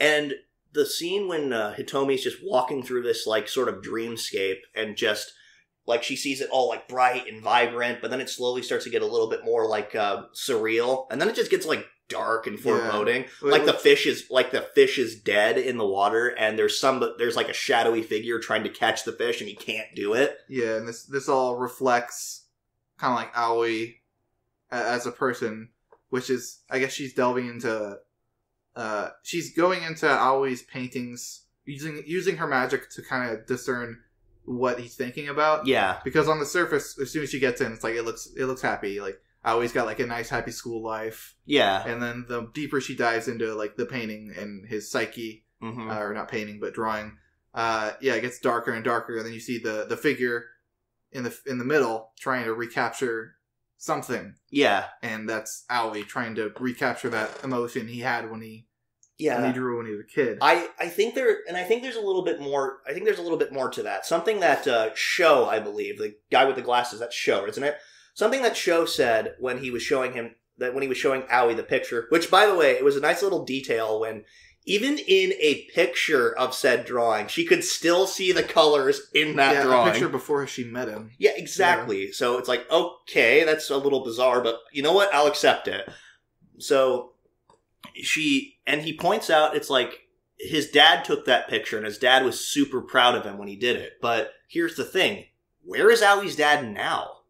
We don't know. Like, we also don't know where anyone else's dad is at. Well, but in this series, but in particular, it showed Aoi in the past, and he was just living with his mom. So, did his dad die? Is his dad, like, not in his life anymore? Is that what's kind of causing him so much because I think he's trying to capture, like, that feeling that he had with his dad, that sort of happiness he had there, because that was when his dad was, like, truly proud of him. And I think he's afraid that he'll never quite capture that. I think that might be maybe a bit of a stretch. Because, I mean, like, it's anime. You don't see a lot of people's parents all the time. I don't know. I think it's a little bit bizarre still that they... It's an interesting theory. Again, this is a theory, and this is all speculation, but I do think it's a little bit interesting that they showed his home life specifically just with his mom, and they haven't shown the home lives, with the exception of Hitomi, of any other characters. Yeah, it's definitely clear that Aoi's going through some problems, because... Hitomi, like, she runs down to try and stop the guy and looks down and sees, like, just this dead fish. Yep. And then Aoi, like, wakes her up. They have a little talk for a while, and Hitomi's like, well, if there's something wrong, you can tell me. And then he gets mad, like, who do you think you are? Like, who do you mages think you are? But really, who do you think you are? Don't counsel me. Yeah, don't counsel me. Basically, you invaded my privacy. You had no right to do that. Mm-hmm. Like, and then... Later, Kohaku is talking about it with Hitomi about this and brings up one of my personal favorite concepts when it comes to psychology of the hedgehog's dilemma. If anybody's seen Evangelion out there, you've heard of the hedgehog's dilemma. Do you know what the hedgehog's dilemma is exactly? Yeah, it's when you have to go really, really fast. You know, I knew you were going to make that. I knew you were going to make that joke, and that was so cringy. But anyway, no, the hedgehog's dilemma refers to human behavior, because hedgehogs, in order to keep warm, they have to huddle up together and get close to each other. But if they get too close, the closer they get, the higher the risk they have of hurting each other with their quills.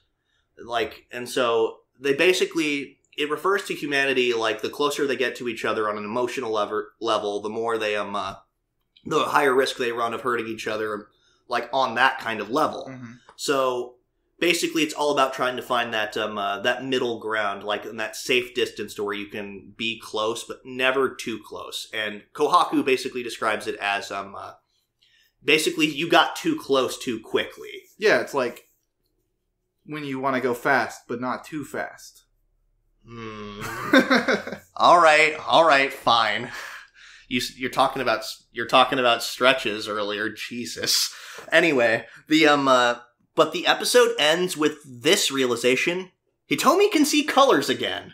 Yeah, the direction in this scene was freaking gorgeous, because we see, like, Hitomi on the train, we see, like, the fish swimming past, and then we see, like, colors slowly brighting up, like we see, and it pans to, like, a picture of her face. And in the span of 3 seconds, we see it go from, like, sort of, like, from her typical monochrome view to slightly brightened up, and then just these vibrant colors. It is so pretty to watch. And then you just see that with everything else in her life around her, where everything is just getting brightened up with color. Yeah, I think she comes home just, like, soaking wet. So I'm pretty sure at that point she just, as soon as the color showed up, she probably just got off the train. Mm-hmm. And just started walking home. Yeah. Probably just taking in the color. Yeah. And she's just so shocked that she can finally see colors. Because I can't even imagine what that's like. Yeah. Being colorblind pretty much your whole, like, life. And then just all of a sudden being able to see color again. It's just, ugh. I don't see this lasting. I imagine, given the fact that this is a romance series, I imagine that there's going to be eventually some kind of problem, or eventually she's going to lose her colors again. Yeah, we're only on episode 6. It can't be that easy immediately. Nope, because, we're only halfway through, but... She'll probably, like, wake up and the colors will be gone or something. Oh, again. God, I hope not. Like, I imagine that there might be an episode or two of her actually just taking in the world in, her world in colors again, but then eventually something's going to happen to make her lose her colors again. I don't know what it is, but I'm expecting it. Have you ever had those dreams where, not necessarily only flying, but like, just for example, like I've had dreams where I'm like flying around in a dream, like, oh yeah, this is awesome. And then I wake up and I can't do it anymore. And you have this like momentary feeling of like you lost something. Oh yeah. It's like, oh man, like it was so great when I had that. It sucks that I don't have it now. Yeah. So if she gets her colors back and then loses them again, I think the trauma's going to be like even worse for her. Yeah, because she had them, and then considering it's a PA work show, and this is the same studio that made like Angel Beats and stuff, and Clanad and stuff. Like I think they made Clanad. It's gonna be hard to watch because there's gonna be an emotional breakdown. I think Clanad was it Kyoto Animation? I don't think so. Yeah. I don't know. Leave a comment. Like, comment, and subscribe if you know the answer. Yeah, nice shill. Anyway, I'm really liking this series, and I think the community really is too. Kitsu score for this show is 77%. Yeah, I'd say 7.5, 8 is about right. I give it an 8 because it had a slow start. Mm-hmm. The series really started to pick up around episode 4 when Kohaku showed up. Yeah, that's true. Because, I mean, she pulls the group together pretty well. Yeah, I love Kohaku. She's probably my favorite character. And I'm loving to see, like, Hitomi grow as a person, too. And just seeing, like, Kohaku give her sage granny advice when she's not quite a granny yet. But, again, she's way too wise for her years. Yeah, agreed. I would give the show, like, a 7.5, probably. Yeah. It's really good. Like, nothing, like, too, like, groundbreaking or anything as far as, like, romance stories go. But it's still an enjoyable romance to watch, and I can't stress it enough. It is so fucking pretty. Yeah, there was a lot of... It is just so pretty. This episode, there was, like, they did a photo shoot. Oh, yeah. Which I was thinking when I was watching, I was like, oh, man, that's a lot of good wallpapers. Yeah. To see the characters in different poses, wearing different outfits. Mm-hmm. Enough about, IRODUKU. Now, JoJo Golden Winds. This was a really fun puzzle episode, is what it felt like. Yeah, I mean, a mystery. I think that's I believe that's Araki's like concept, like way that he goes about like most of his stand battles, like treating every like fight kind of like a puzzle that the characters have to solve. Yeah, they really are. Yeah, like, and that's been going on probably since Stardust.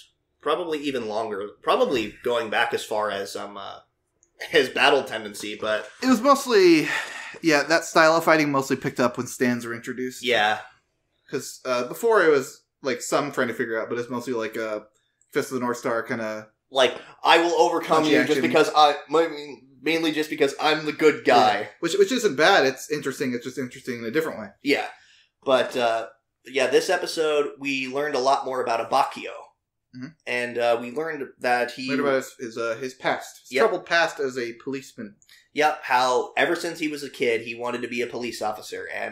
But then, of course, he was disenchanted once he finally got there. Because he started to realize, it's like, oh man, the police are so cool. Like, they always uphold the law. They're such good things. It's the idea of hero worship. But then you finally meet your hero, and it's crushing because they're not what you built up in your head.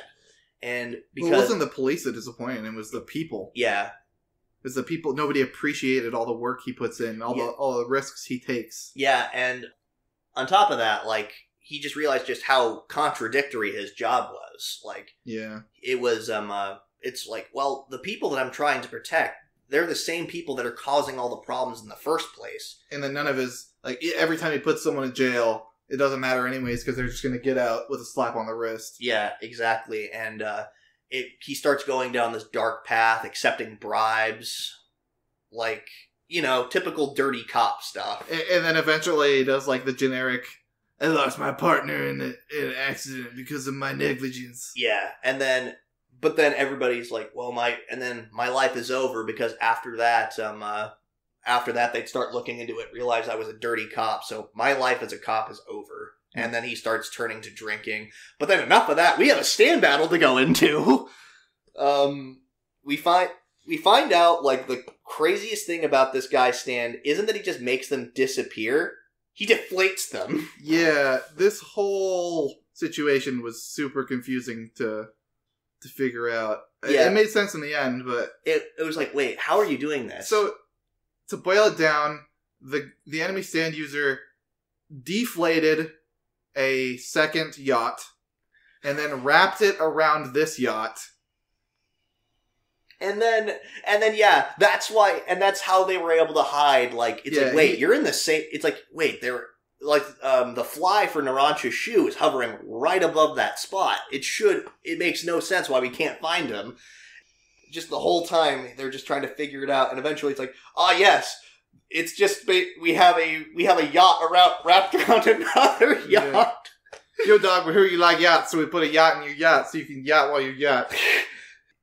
You thought it was a yacht, but it was another yacht. Yeah, but we got to see Abakio's stand. Which is super cool, by the way. Like Moody Blues. Yep. Isn't it Moody? It's Moody Blues, not Moody Jazz. Yeah. Okay, Moody Jazz. The sub says Moody Jazz. All right, okay. It's Moody Blues, which is a British rock band. Yeah. Which I looked up. I didn't know any I've never heard any of their stuff either. But with Moody... But the cool thing about it, as far as I can tell, he's able to, like, replay events backwards in a span of, like, 5 minutes. Targeting... a specific person. Or thing, maybe. I don't know. We don't know yet. Yeah. But he targeted Narancha, and using that whole time, he was basically like, okay, so this is what happened here. And then he disappeared, and then we're just trying to reverse engineer, like, the situation. It specifically focused on Narancha. Like, it didn't show anything he was touching or anything he was interacting with. They showed him, like, interacting with the thing, but the thing, like, he was interacting, like, with the CD player. Yeah. But it wasn't actually there, so it was, like, specifically replaying the last 5 minutes of what happened to him. And it's actually a really cool thing, and it makes sense given Abakio, because he was a police officer. Yeah, he had to investigate. Yeah, so, and just basically trying to put together all these clues, like, based on, like, replaying the span of 5 minutes. And then it's like, okay, we need to fast forward. But, yeah, it was super cool to watch him work and trying to figure out this puzzle. And he's like, oh, crap. Well, I'm backed into a corner. I'll leave it to you. Woo! He gets deflated and then goes away, which he leaves behind like a spatter of blood. So I had to watch this a few times to actually figure out what was going on. He injured his own hand on purpose, and then he left a trail of blood, but the trail of blood went down... It looked like it went down into the deck below, but it just disappeared. Like, the trail didn't go anywhere. So, Bushirati figured out that it didn't go into the boat, it went in between the boat and something else. It was a really cool little detail that you actually had to really pay attention to figure out, because I was like, wait, how does that work? First time watching it didn't make any sense. Yeah, it's like, I'm sorry, what? Yeah, so, Bushirati ends up, like, figuring out where the guy's at. Sinks the boat a little bit, and then the and then starts drowning him. It's like, oh, you're going to have to show yourself if you don't want to drown. Yeah. And then we get to see Soft Machine, I think it was. I think that's what it was, yeah, which was another British rock band. Yeah, which I was like, oh, maybe I'll recognize this one. Nope. Which, like, so, watching, ever since I learned back in Diamonds Unbreakable, I think is where they started doing it. Yeah. Naming them after... Yeah. Ever since I learned about that, like, every time I see a new stand, I'll pause it and go look up online what the stand references. Yeah. Because it's like, I gotta know now. Yeah, like Shadow Sabbath. Yeah. It's like, hi, totally not Black Sabbath. And we get to see Giorno's influence on the group. Not only in inspiring Abakio to actually, like, work hard to figure this out and save everybody, but Bushirati literally just copies what Giorno did. Just does the zipper thing on his hand, and then throws his fist at the guy. Oh, that's right. Just like what Giorno did. Oh my god, that second episode, I think. Yeah, I loved that. Like, that's actually a really good point. I hadn't even stopped to consider that, but yeah, Giorno is really starting to get to the rest of the group and influence them in a good way, which I'm looking forward. This episode didn't really, like, conclude the fight, though. Like, it looks like this was going to be a 2-parter or 3-parter here. No, they beat the guy. Oh, did they? Yeah, because he punched the guy, and then he used his thing to, like, unzip the guy a bunch, and I think the guy was, like, just laying on the ground with his body parts around him or something. But everyone else is still missing, kind of. Let's see, Abakio popped back up. Everyone else is probably going to pop back up in the next episode. Probably, like, fast forward a little bit. Okay, everybody's back. Yeah, probably, that's probably exactly what's going to happen. Yeah. Okay, I wouldn't be surprised. And then the last bit, we find a little bit of how Bucciarati and Abakio met each other, because Abakio was, like, drinking a bottle of whiskey, like, standing in the place where he watched his partner die in front of him, just kind of lamenting over it, and then Bucciarati gives some inspiring speech saying, you've got to learn to move forward, work with me. Classic mob story. Yeah. Join the mafia. Yeah. Join the mafia. You'll really be able to turn your life around. Yeah, and it just inspires Abakio just to, like, set the bottle down. I think it would have been more dramatic if he threw the bottle on the ground or something. Yeah, or threw it into the freaking store. Yeah, just kind of showing his... Like, shedding his past life. Yeah. I don't know. I mean, that would have just been a little flair I would have thought was cool. Yeah, that would have been really cool. But I'm really enjoying this series. I'd give it about an 8.5 myself. It's currently got a 83% on Kitsu, which is the most popular thing of the shows we are currently watching. Highest rated. Yeah, I'd probably give it 8.5, 9. I don't think JoJo's ever going to go down for me. It's always been... It changed once I hit Stardust Crusaders. Yeah. Because it just stands there as a whole new ball game. Yeah. But, Stardust Crusader, Diamonds Unbreakable... Very super consistent quality. Yeah, like the series does a lot of ridiculous ass pulls and stuff like that, but at the same time, Araki is so good at suspending your disbelief and just kind of accepting the random bullshit that happens. It's rule of cool to, like, the ultimate extreme. Yeah. I'm totally able to suspend my disbelief and not care at all. But yeah, I'd give it about an 8.5 myself, and I really am enjoying the series. I want to see more of the plot happen, but for now, I'm just content watching how we get to introduce to the rest of the gang. Yeah, because these characters seem like they're going to be a lot of fun to watch. Anyway, so, next show, Karakuri Circus. All right. I like this episode a lot, too. I do have a couple complaints. One, which I'll express right now. The ending? No, that one I'm going to express later. Okay. Like, that deserves a rant all its own. Yeah. The beginning, so, it was a time skip. 2 months have passed, which, okay, fine. Like, I get that. That's interesting and all, but here's the catch. So, in the 2 months since the events of the last episode and this episode... Both teams that were going after Masaru just gave up? What? It's not really explained. It's like, okay, so the people who... For me, it's like, okay, so the people who tried to murder him, okay, he hired them. But are there any other teams at work? Did they just kind of go back to recuperate their plans? Did they give up entirely? What's going on? Well, he specifically hired Ario, I think his name is.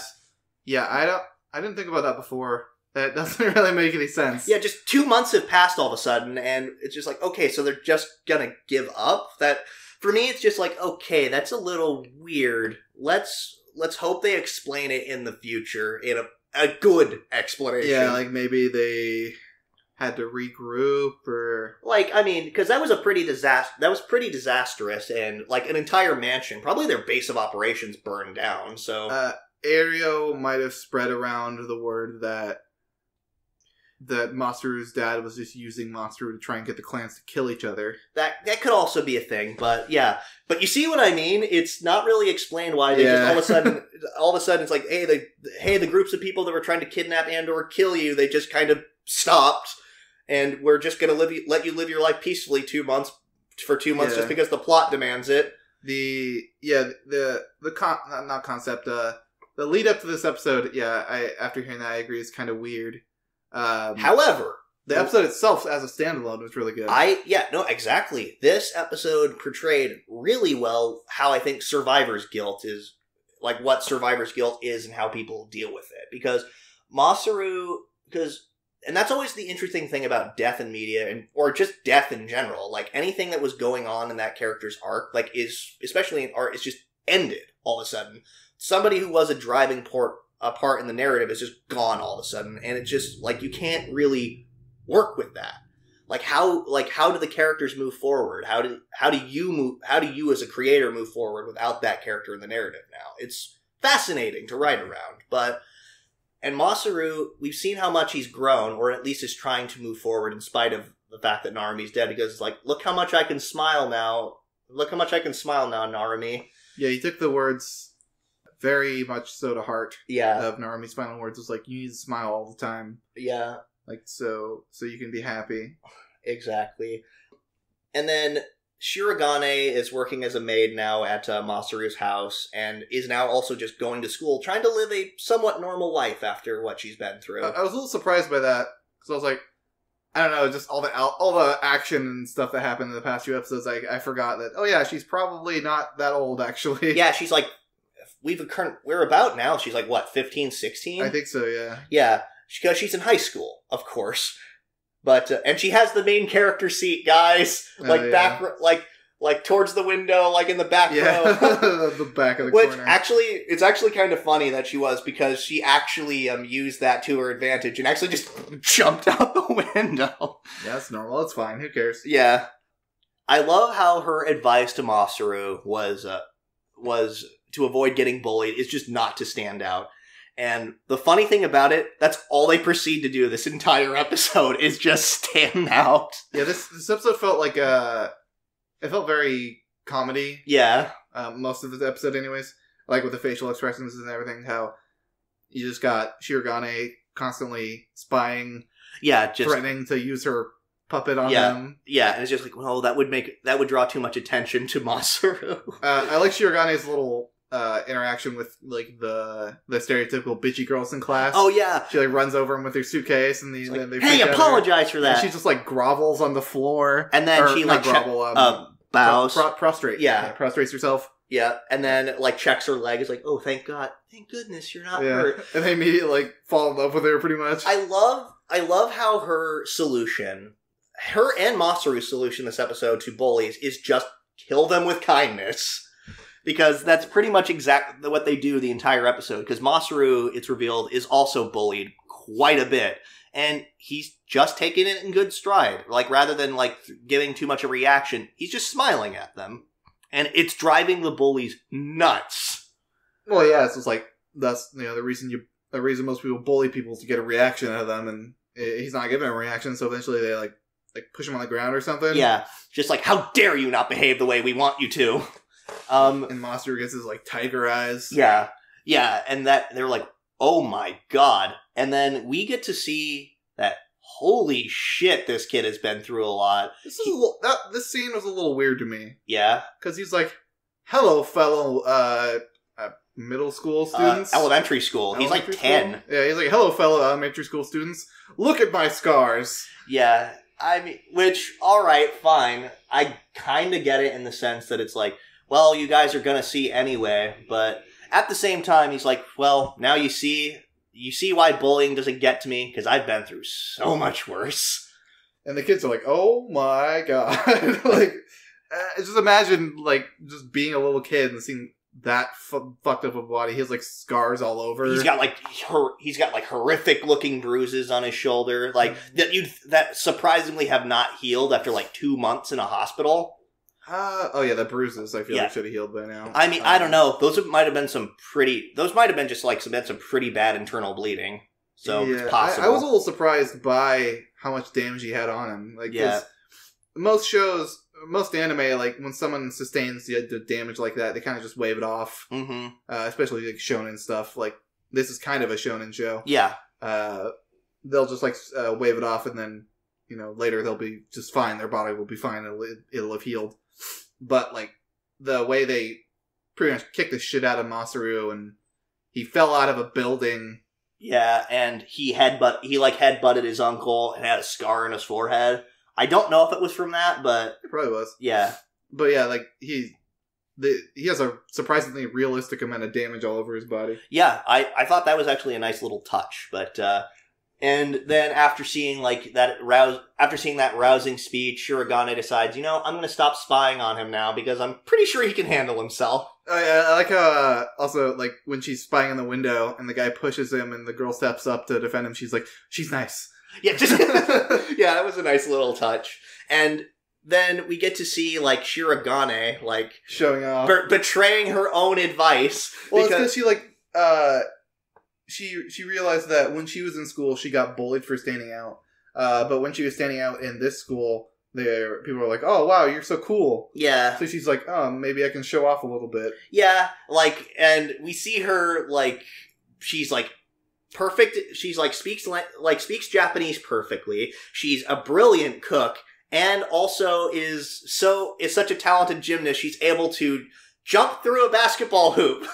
Yeah, that actually I kind of expected because of, like, her circus training. Yeah, that I got, but and then towards the end of the episode we are introduced to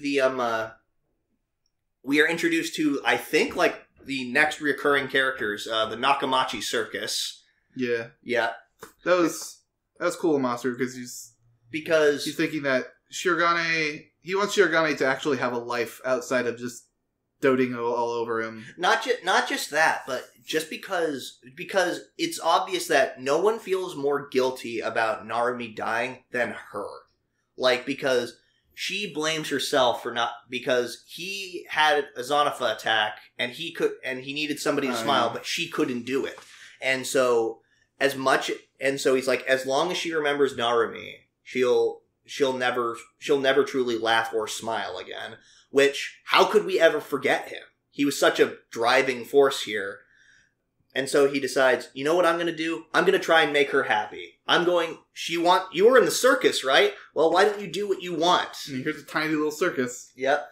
And so... Which, I was actually surprised when the two guys just kind of seemed like little blowhards. Yeah. Because, like, a girl showed up, they're like, oh, hot girl. Yeah. I was actually kind of surprised when they pulled out some cool looking tricks. Yeah, like, and Masaru is like what you'd expect a little kid going to see the circus, like just yay! Oh my god, yay!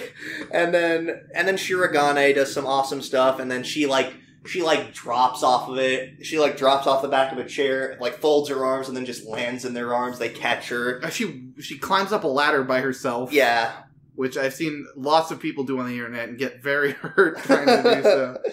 Yeah, but I'm looking forward to seeing more of the Kamuy Circus, because it seems like they're going to be like a driving force in the narrative, hopefully from this point forward. Like, I'm curious, like maybe, yeah.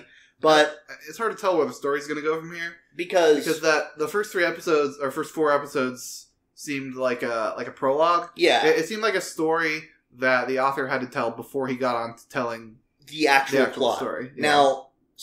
Now we're going to move on, though, to my biggest complaint this episode. I've been holding back on this. After showing all this stuff, like, about how we're trying to move on without a character, how we're trying to improve our lives and move on in spite of the character died. This character is revealed to still fucking be alive. Yeah. It is so cheap. Yeah, I wanted him to be alive still, but not in this way. It is one of the laziest reveals to show a character still being alive ever. Like, he could have shown up in like a blaze of glory, like maybe like he shows up and saves the day. Like you don't really see him at first. You just see like a puppet arm. It's like, wait, what? No. Oh my god! Holy shit! Yeah, and I think they should have gave it at least like 2 or 3 episodes at minimum. Of showing, like, how they're moving on. Yeah, and then maybe bring in, like, a shitty situation where someone attacks them or something. And yeah, then, like you said, Narumi shows up then. But just, like, the camera just panned down, you see a bedridden Narumi with a puppet arm. Like, alright, you don't really see his face, but it's Narumi. Yeah. He's got the same type of hair. He's got the same type of hair. He's missing his left arm, and it's replaced with a puppet arm. And he's in a hospital bed. It's Narumi. Now, and here's the other thing. It makes me wonder if part of their plan, like the team that was trying to kidnap Masaru's plan is gonna use Narumi against him in the future. Like, maybe that's why he's in like this hidden hospital bed or something, you know? Like, I just kind of see it, and I just think it's just so freaking cheap. Like, you said this, that it's sort of like the ending of the Defenders. All right. That was recently came out. Probably shouldn't spoil that. All right. But, all right, there was another situation in a show we watched recently, fairly recently anyway, where they did the same kind of bullshit. Yeah, and it pissed me off. And yeah, it pissed me off too. And this just kind of brought back all those memories of that, and it's just, ugh. But, in spite of that, I'm really liking this show. Yeah, that was a really good episode, except for that last part. After watching that last part, I'm a little worried in the direction the show's going to go. Yeah. And like you said in the beginning, what happened to the kidnap team and the murder team? Yeah, just, okay, what? They're just going to vanish? All right, cool. I think after this episode, or after that ending, I could probably only give the show like a 7. Yeah, I'll give it a 7. Which is still pretty good. It's respectable. Definitely going to keep watching it for the rest of the season. Yeah. Because, again, I really thought this episode, sans the ending, was solid. It was good. But, yeah, I can't in good conscience giving it anything higher than a 7 after that ending. The community sounds like they're about on board with us because it's 75% on Kitsu right now. Yep. All right. What's next? Next up, we have Run with the Wind. All right. You get to see a little more about Yohei and why he's so stressed out about everything. Yeah, I actually really liked this episode quite a bit because there was a lot of really good quotes from a bunch of people. The show is, like, sports anime always do such a good job of making such a mundane situation so relatable and so inspirational too. Yeah. And I guess I should say they didn't just focus on Yohei. One point that I had when we were watching the show is that I like that they don't focus on any one character too much. Yeah, like it's a team, and they give, at least so far they've kind of moved on to different characters in each episode, giving each character a little bit more insight on why they're here. Yeah, we finally got a reason. We finally got a reason for why Haiji is doing this actually, and that reason is I don't know. Like, that is actually Haiji's reason. He's not sure. Because him and Kakuryu are having a conversation while all of them are out on a jog, which was a nice scene, by the way, because it had a nice line between Kakuryu, where he was like, so why didn't you decide to go running with them? Or jogging with them? It's like, well, because their pace and mine is different. It's hard to be with them, which is an interesting thing on Kakuru's part, because basically what I think he was saying is I'm not quite part of the group yet. Like, he knows that. Like, he can't really adjust his pace just yet because he's afraid of being part of the group at this point. Yeah, he's still a little apprehensive. Yeah, so I think but he's at least making an effort and at least starting to feel like he's a little bit more part of the group because we actually saw him smile. Yeah, during the track scene, that was pretty cool. Yeah, that was really good. But when he's talking with Haiji about it, so it's like, so when you ask that question, it's like, do only the chosen have the right to run? Well, anybody can run, really. But what does running mean to you, Haiji? He's just like, I'm not really sure. That's what I'm trying to figure out. Yeah, I'm just trying to figure out. It's sort of like, or at least it reminds me of Spike's final words to Faye before he leaves off to go fight Savage in Cowboy Bebop. It's like, I'm not going there to die. I'm going there to find out if I'm truly alive, sort of deal. Like, I'm trying to find an answer here. Yeah, I think we're going to get more background on Haiji in this next couple episodes. I think so. They're pacing it really well. Yeah. Because they're slowly alluding to why Haiji's doing all this throughout all these episodes, while also just threading in the backgrounds of every other character. Mm-hmm. And it's just the pacing is just so good in the show. I agree. And I think when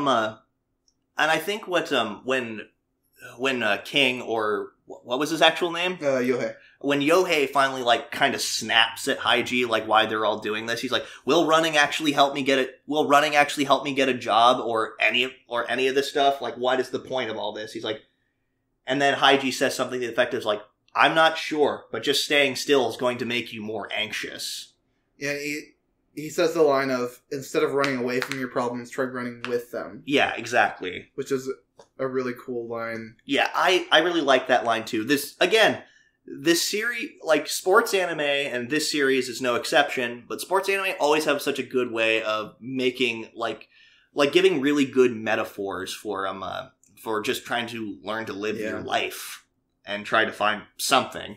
It's such a relatable situation. Like, nobody is ever going, like, nobody here, like, I'm certainly not ever going to run in, like, something like the Hakone Ekiden or any big marathon, but it's such a relatable situation still, nonetheless. Like, because these characters are relatable. It's so down to earth. Exactly. It's also a little more down to earth than a lot of sports shows, because, like, a lot of sports shows will be, like going to, like, dunk a basketball or something, and they're like, super tornado front flip dunk attack or whatever, something like that. Which it's funny that you bring that up, because this is the same studio, I think the same director. Correct me if I'm wrong, guys. That, which I know you will.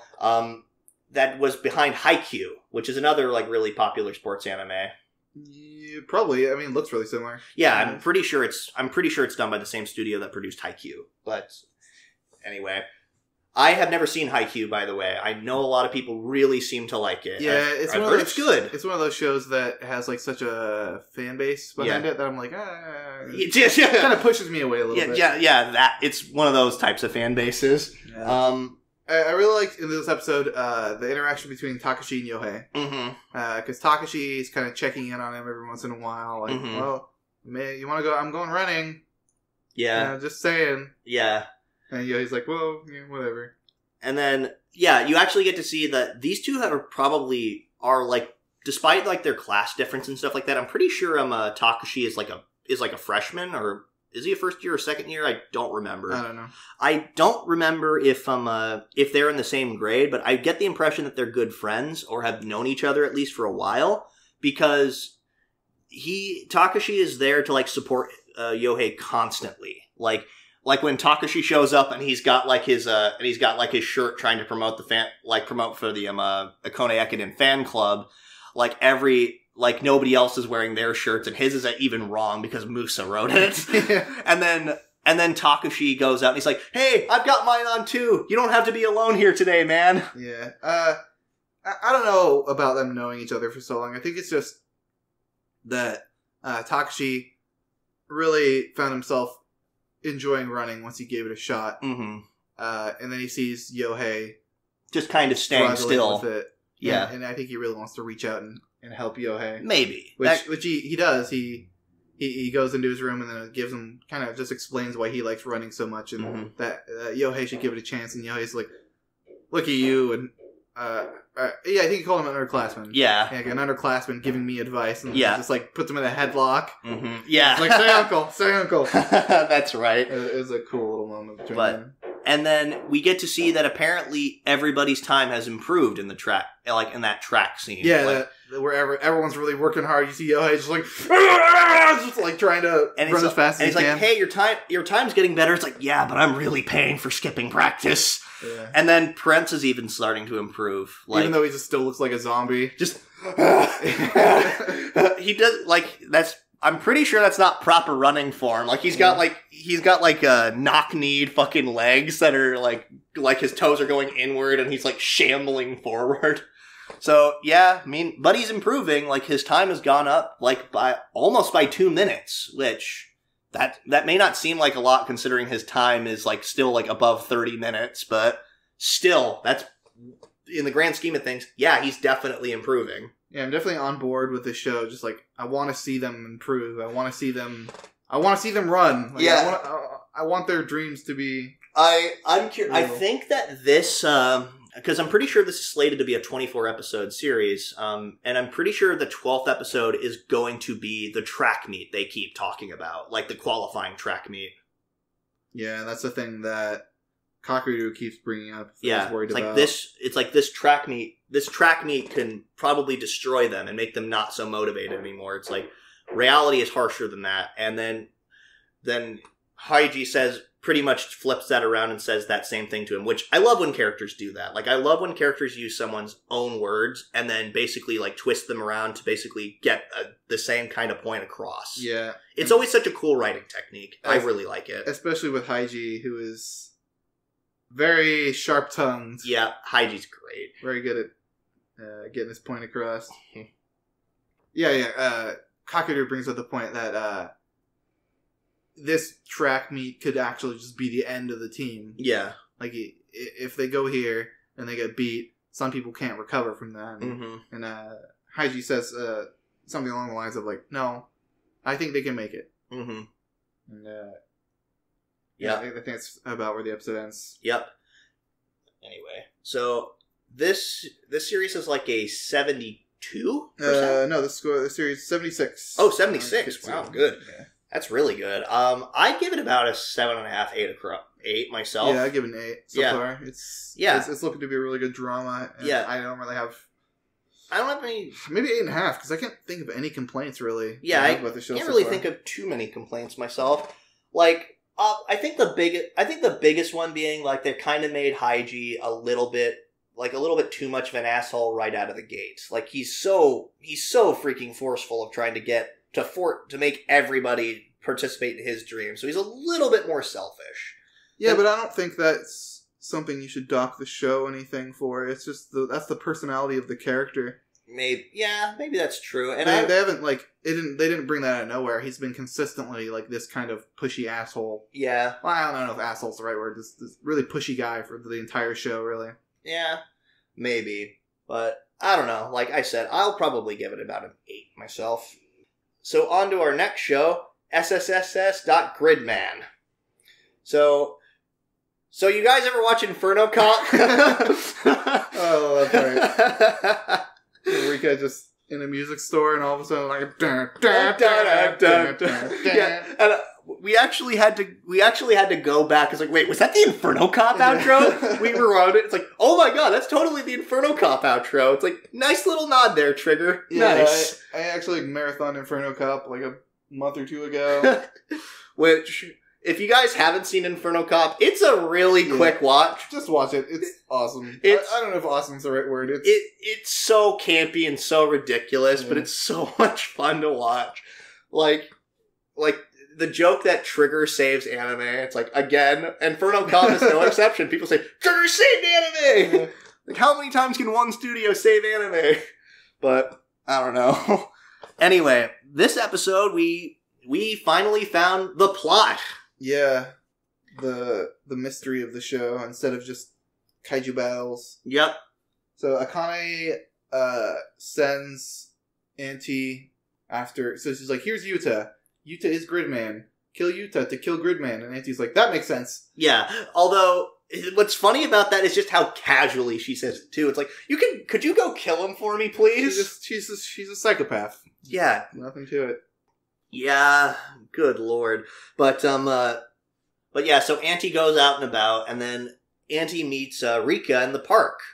Because Rika is just kind of strolling around and sees Auntie there, and is just like, and then he's like, "Are you okay?" It's like, are you looking for? It's like, are you hungry? And then it says, there's a nice little joke like, "Don't feed stray cats in the park." It's like, yeah, he's pretty much a stray cat. Digging through the garbage for food. Yeah, and she feeds him like a sort of like a hot dog sandwich type deal. The same hot dog sandwich that they've been using in every scene. Yeah, and they eat in like the same location on the same park bench, like because they do that again later when Yuta's out and about and meets some another new character, this adorable little kaiju girl. Yeah, kaiju girl boy thing. I'm pretty sure it was a girl. Yeah, but no, it's anime. Exactly, it's anime. But yeah, so Rika's also just kind of taking care of Auntie because she realizes it's like, wow, you are not taking good care of yourself. He's essentially like a stray cat. Yeah, and she kind of takes him in. And she takes him home and showers him. And, yeah. Like, she just sees him as like a little kid. Yeah. Lost. Yeah, pretty much. This episode mainly just does a good job of establishing Rika's best waifu of the season, guys. We mean this. Yeah, which I really like Rika. I like her design, and I think she's just she has a nice personality. She's a fun character. Just a real thick personality. Oh, shut up. But and we possibly get to see a little bit more on Yuta's crush on Rika because, and maybe a little bit of reciprocation on that front. Where they have like the awkward teenage, just the little look across the class. Yeah, and just the kind of cute little wave that Rika gives him, just like hi, and then just walks out. But I don't know. A lot of people are shipping her and Akane. No. Akane's a psycho. Everyone's welcome to their own wrong opinion. Exactly. But the thing is, it was actually a nice little scene. I think that Rika just wants to reconnect with her old friend, and because there was a nice little moment when she was out shopping, and like after her little stint in the music shop in the Infernal Cops outro, she like goes and sees like a wallet, and she thinks it's cute looking, but then she remembers that Rika does not have one because when they were getting on the bus and she like scanned her pass or whatever, she just like took it out of her pocket or whatever and just put it there. So she's thinking, this might be a good gift to give her. Like they don't say it. Thinking that? Rika does, because it's not like through any like internal dialogue. It's just like told all through visual storytelling. Like she's just looking at the wallet and then remembers that Akane doesn't have a wallet, and then she picks it up and buys it. Makes sense. Yeah, I didn't notice that before. Yeah, I thought it was kind of cool. I'm too busy thinking about the plot. Yeah. So the kaiju girl shows up, brings Yuta takes him on a quote unquote date. Yeah. As they're feeding him the same hot dog. Yeah, in the same place. Yeah. And then takes him on a train out of town where... But as soon as he starts to leave town, he falls asleep. Yeah, which makes sense in the previous episode where Yuta fell asleep, and then also everyone from the Neon Genesis Junior High club also fell, or school. That's right. It's like, oh crap, we almost missed our stop. Everyone fell asleep on that train. Yeah. And then she puts like these earbuds in his ear and plays this certain music that wakes him up, and then it reveals this like just wrecked, like almost post-apocalyptic looking world. Yeah, it's like this. It's like everybody always falls asleep because of the gas here, and basically, this little thing reveals that Akane is basically god of this world. There's this little world that she operates, and she summons the kaiju to destroy the bits of the world that she doesn't like, and then rebuild it the way she wants to. Yeah, and I think like the entire world, at least for them, is just that one city. Yeah, which would make sense why we recycle locations and stuff too. It's not just a cheap animation trick, guys. But yeah, just again, we found the plot. It took us 6 episodes, but we finally found the plot. And back when we first started watching this show, I was worried that they were going to take the show in a direction that they were going to try and make it deep, but without any substance. Because I'll admit I'm a little defensive right now, coming off of Darling in the Franxx. Yeah, but I was really fascinated by what they were doing with this plot, like how I don't think it's so much a post-apocalypse. How when they left the city, they showed that it's mainly covered up in mist. Yeah, they specifically showed that mountain area that they went and did the rafting trip on, and how it was just blown up and wrecked everywhere. So I think that they went there. It got wrecked by the kaiju and all the fighting that happened. And I guess they just like did the same, essentially like swept it under the rug. Yeah, I think that's what they're doing in the city. Like the city gets fucked up by all the fighting. They sweep the destroyed part under the rug, and then they just put new stuff there. Yeah, exactly. I think, and I really like that because it makes Akane. Because Akane is a very, as even Yuta puts it, a very twisted god, if that is the case. And they point out, well, she's being manipulated by an outsider, something even more dangerous. Totally not cheap over justice. Yeah, Akane may be considered a god of this city, but in the end, it seems like she's just a tool. Yeah, that's being used because in the end, the Alexander. I think it's Alexis. Alexis, yeah. Alexis was looking out, and he's like, Akane hasn't been making any kaiju today. I'm a little worried about that. So, like, I feel like if she doesn't keep doing her job, he's going to discard her. Probably. Get someone else. Just like the rest of the garbage in her house. Yeah. I don't know. Maybe that's maybe it's clay, leftover clay or something. Maybe. I think that's what it is. Yeah, and speaking of kaiju, we actually have a nice little scene between Utsumi and Akane of like sharing a bond over their mutual love of kaiju. Which I think it was just, I don't know, part of me thinks that Akane was genuinely interested, but also I think it was just Akane trying to say what he wanted to hear. Yeah, probably. Just so she could get close, because she's like, oh, hey, now that we're talking and hanging out in the coffee shop, how about Yuta? Yes, good old Starbos. Oh, yeah, Starbos. Yeah. And she's just like, hey, she never directly asked him. Yeah. But she kept trying to get him, like, does he have a secret? Yeah. Maybe you can tell me. Just tell me. Just tell me. Just tell me. Just tell him, yeah. And just trying to get a secret out, but just couldn't do it. But yeah, the last bit of the episode, wasn't it the fight between the Neon Genesis High School and Auntie? Yeah, Auntie jumps out of nowhere and attacks Yuta. Like, I found you, and yeah, and then, like, they pretty much out-logic Auntie saying, like, well, if you kill Yuta, there'll be no more Gridman. This isn't Gridman, look, he's a person. Yep. And Auntie was like, fine, I'll let you go this time. Yeah, like, I have to go rethink some things. He goes off, and then Akane throws her phone at his face again. Yeah. I want to point out something. So, we've established as well that, that Yuta was, I mean, not Yuta, freaking, Auntie was born for the sole purpose of killing Gridman. But we also established that, this new kaiju, like that has shown up, is a kaiju that existed without being created by Akane. So yeah, she existed before the city even existed. Yeah, so it makes me wonder: was Auntie kind of a similar situation, or was he created by Akane, or is it just a tool that she's using? Yeah, I don't like know. Also, the little kaiju girl said something interesting. My predecessor owes a lot to you. That's why I'm helping. Which makes me wonder: who is this predecessor? Who was Yuta before he lost his memory? Yeah. Like, what all did he do? There's still a few mysteries about the show that we do not know. I think that Yuta losing his memory has something to do with, like when someone dies, everyone forgets about them. Yeah. It's probably something along the lines of that. Yeah, I'm curious. We still have 6 or 7 episodes. I don't remember if this is a 12 or 13 episode show. Really sure. But we have a few episodes to figure this out. But I'm really enjoying the show. It is, for me, it's probably a 7.5, 8 because it's got that like action-y Saturday morning cartoony feel, and the plot is finally kicking in.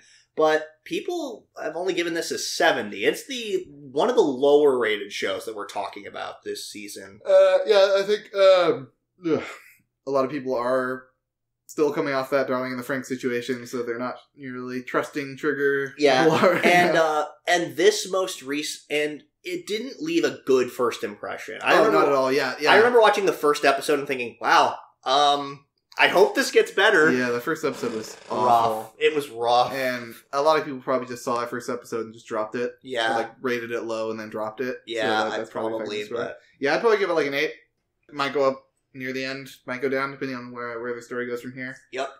But yeah, that's all for Gridman. Next up is Sword Art Alicization. Okay.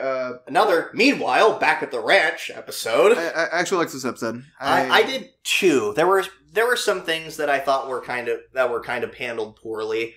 Like for starters, I want answers. I want answers. I want answers. Here are the answers. Okay, that makes sense. I'm not going to delve any deeper than that. Give me my boyfriend. We have your boyfriend. I will allow you to keep my boyfriend. Also, another thing is, so this was a kind of revelation or a reveal of I guess you could call him an antagonist. I wouldn't really call him a villain because he's not a horrible person, really. Like Kikuoka? Yeah. I don't really call him a villain because he's not like the type of villain as Kayaba or Sugo. Or yeah, he's an antagonist for sure, but he's a scientist. Yeah.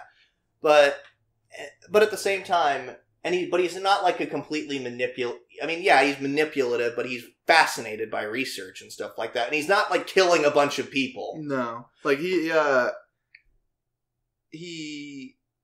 scanned a bunch of like baby brains. Yeah. But I don't think he like did anything to hurt him. Yeah, I think exactly. he just scanned him, and then like it was probably a situation of, here, we'll pay you a lot of money Mm-hmm. if you let us scan your baby's brain.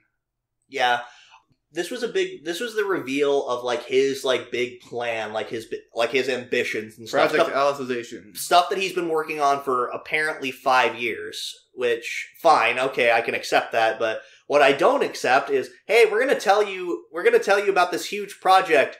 We're gonna immediately let you go so you can talk about it with your friends shortly afterwards. You know, this top secret project that's like hidden on this island in the middle of nowhere would probably be a big deal if it got out. Yep, we're just gonna let a teenager know and then spread it like gossip among her friends. They're probably not gonna let him leave. Oh, they did, because no, they're still in the facility, aren't they?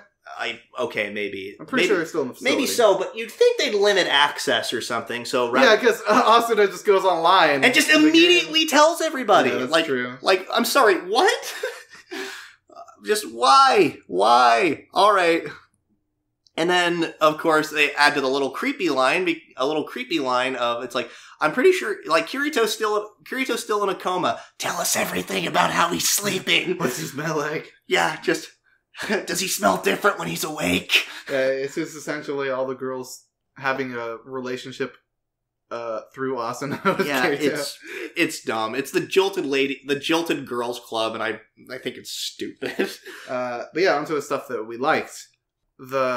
A lot of science they brought up in this episode was really interesting. I mean, barring the stupid fluct lights and soul translator and stuff like that. The new stuff they brought up, like bottom up into artificial intelligence was really cool. Yeah, like because the way they described it was there was top down, which is basically like you take like a existing like person, like a like kind of like what they do for what you expect most AI to be like. Yeah, you make a copy of a person's brain, like in Steins Gate Zero with Amadeus. It was sort of like you scan like that person's brain, or you or like their memories and personality, and you replicate it. And well top-down AI is what AI pretty much is everywhere now. Like most common AIs. Yeah, like, you take a brain, for lack of a better word, you put it in a situation. You just run it through a bunch of situations until it figures it out.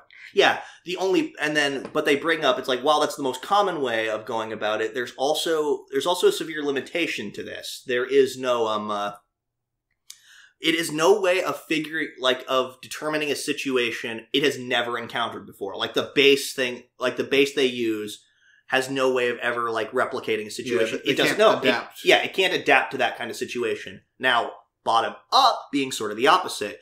The best way I can describe it, it's sort of like, it's like virtual cloning. Like, it is like, and I mean like actual, like creating a genetic clone. Like you take an egg, an egg that shares the exact same genetic DNA as another egg, and you basically like run it through and you like raise it as from a baby until it grows up.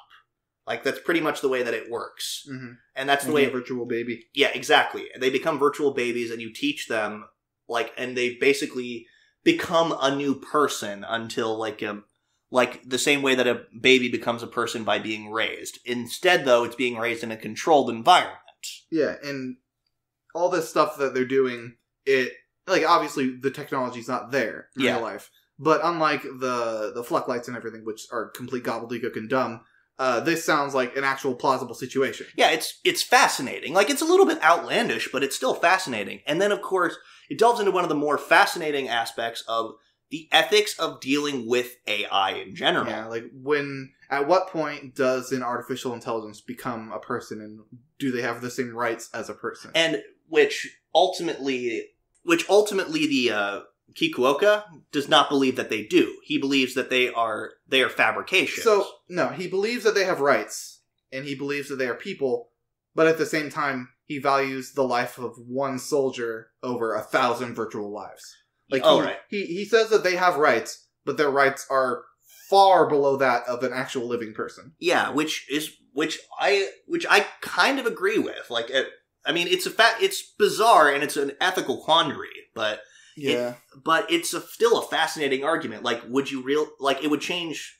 Like, do you want to protect the lives you still have so that real life people never have to die, or virtual lives who don't really live and exist in our world, is it all right to kill them or put them in situations where they can be killed, and ultimately changing the landscape of war forever, like virtual wars. So, I mean, that kind of delves into what we're dealing now with, like, drones and stuff like that, and running through simulations. Hey, where does war go when you take out the human element? Exactly, and that's all really fascinating.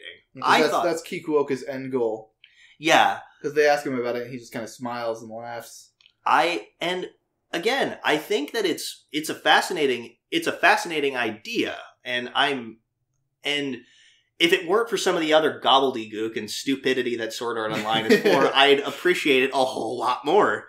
But again, that's just Sword Art being Sword Art, unfortunately. But I think so. The reason without going into it too much, I think that the reason that if the show got away with a lot of the random crazy bullshit is because there was cool action scenes. Yeah, and it was all held together by just virtual reality. It's a fascinating concept. Like virtual reality games are just a cool idea, and seeing cool stuff happen in them is fun to watch. Yeah, that's why I've been watching Sword Art Online. Mm-hmm. And with this recent episodes, we've just been getting kind of annoyed because there's not that action to hold it together. Yeah, it's just monologues and I mean, and then of course the first episode, like SAO, like season 1, had a really solid first episode. It had a few solid first episodes, but first episode in this season was just another goddamn exposition dump in a cafe. Like, how many times have the episode? Yeah, that's like the half of it. I want to go back to Wrath. Yeah, because every scene so far in Wrath, I've been having a lot of fun with. Even the part where like Kirito was maybe going to chop the tree down. I was like a little worried, but I was like worried in a situation where I was still engaged. Yeah. I was really, I just want, like, all this exposition outside of Wrath is kind of boring. Yeah. It's just, now some of the science is interesting. Last episode we were talking about, I speculated that I don't know. Rinko Kojiro. Yeah. Kayaba's assistant. I speculated that you were saying, like, how'd she get away with it? And I speculated, like, oh, well, he probably set up something. Yeah. And in this episode, they revealed that, he put a inert bomb in her chest. Yeah. Which, like, a little bomb, like, little tiny one. Yeah. That they both knew was never going to go off. But Kayaba had the foresight of, well, when she gets caught, this will be her out. Mm. And that got her... They were like, okay, we're not going to put you in jail because this guy was obviously holding you hostage. Yeah, which, alright, that I can excuse that, but I can't really excuse, like, the fact that it was revealed as well that she was able to track him down with the full intent of killing him so that she could stop all this, but then she didn't. Like, and because something. No, it's because, they had such a personal relationship, and then she couldn't believe that Kayaba would actually do this. She was the only one who knew where he was at. Then she went out there expecting to kill him, and he says, "What am I gonna do with you?" Mm-hmm. And with a smile on his face. And like, when you're in love with somebody, you're gonna obviously, it's not just gonna be logic. You're obviously gonna bring emotions into it. And then which I guess you could also argue, like, if she did kill him, there's no real basis for if she did kill him, that would put a stop to everything. Like, she didn't know that would be like the end all. Yeah. Now, the thing that I do have a problem with that though is we see him logging out somehow. Like, how the hell is the commander of like the most famous guild in that game able to log out and nobody notices? He was probably just in a private room. Like, we've seen that he has admin controls. He probably has an admin room or something that literally no one can get into. Maybe. It wouldn't be that big of a stretch. Sure. But we saw that he made himself an immortal object. Yeah. I think the thing that kind of did annoy me the most is, like, she's like, "I'm so sorry, like, I did something bad, and then for me, it just feels like Asuna just gives Asuna a chance to say, no, I forgive you. We did bad stuff too. Just kind of like, okay, power of love. It's like Asuna proving what a good girl she is. I actually like that scene. I'd take the opposite approach of, I liked that Rinko, she has this guilt of she helped Kayaba make a thing that ended up killing so many people. And then Asuna, she believes that since she enjoyed so much time in this world where so many people died, because she's like, oh yeah, I was one of the, I'll look back at it as like the best time of my life. Mm-hmm. Because it's where she met Kirito. It's where they like essentially had a kid. Yeah. They spent a good year just like not, or no, it was like 6 months or so when they had off time. Yeah. And they were just living together. Yeah. So she also feels bad that she enjoyed herself. And while she says what the commander did is unforgivable, like, we still shouldn't hold a grudge against him. Not hold a grudge. We shouldn't let it control the rest of our lives. All right. I guess that makes a little bit of sense, but I don't know. Like, I just wasn't the biggest fan of that scene. It just kind of rubbed me the wrong way. Agree to disagree. Yeah. But anyway, I'm not necessarily sure like how I feel about this series. Like, it's SAO.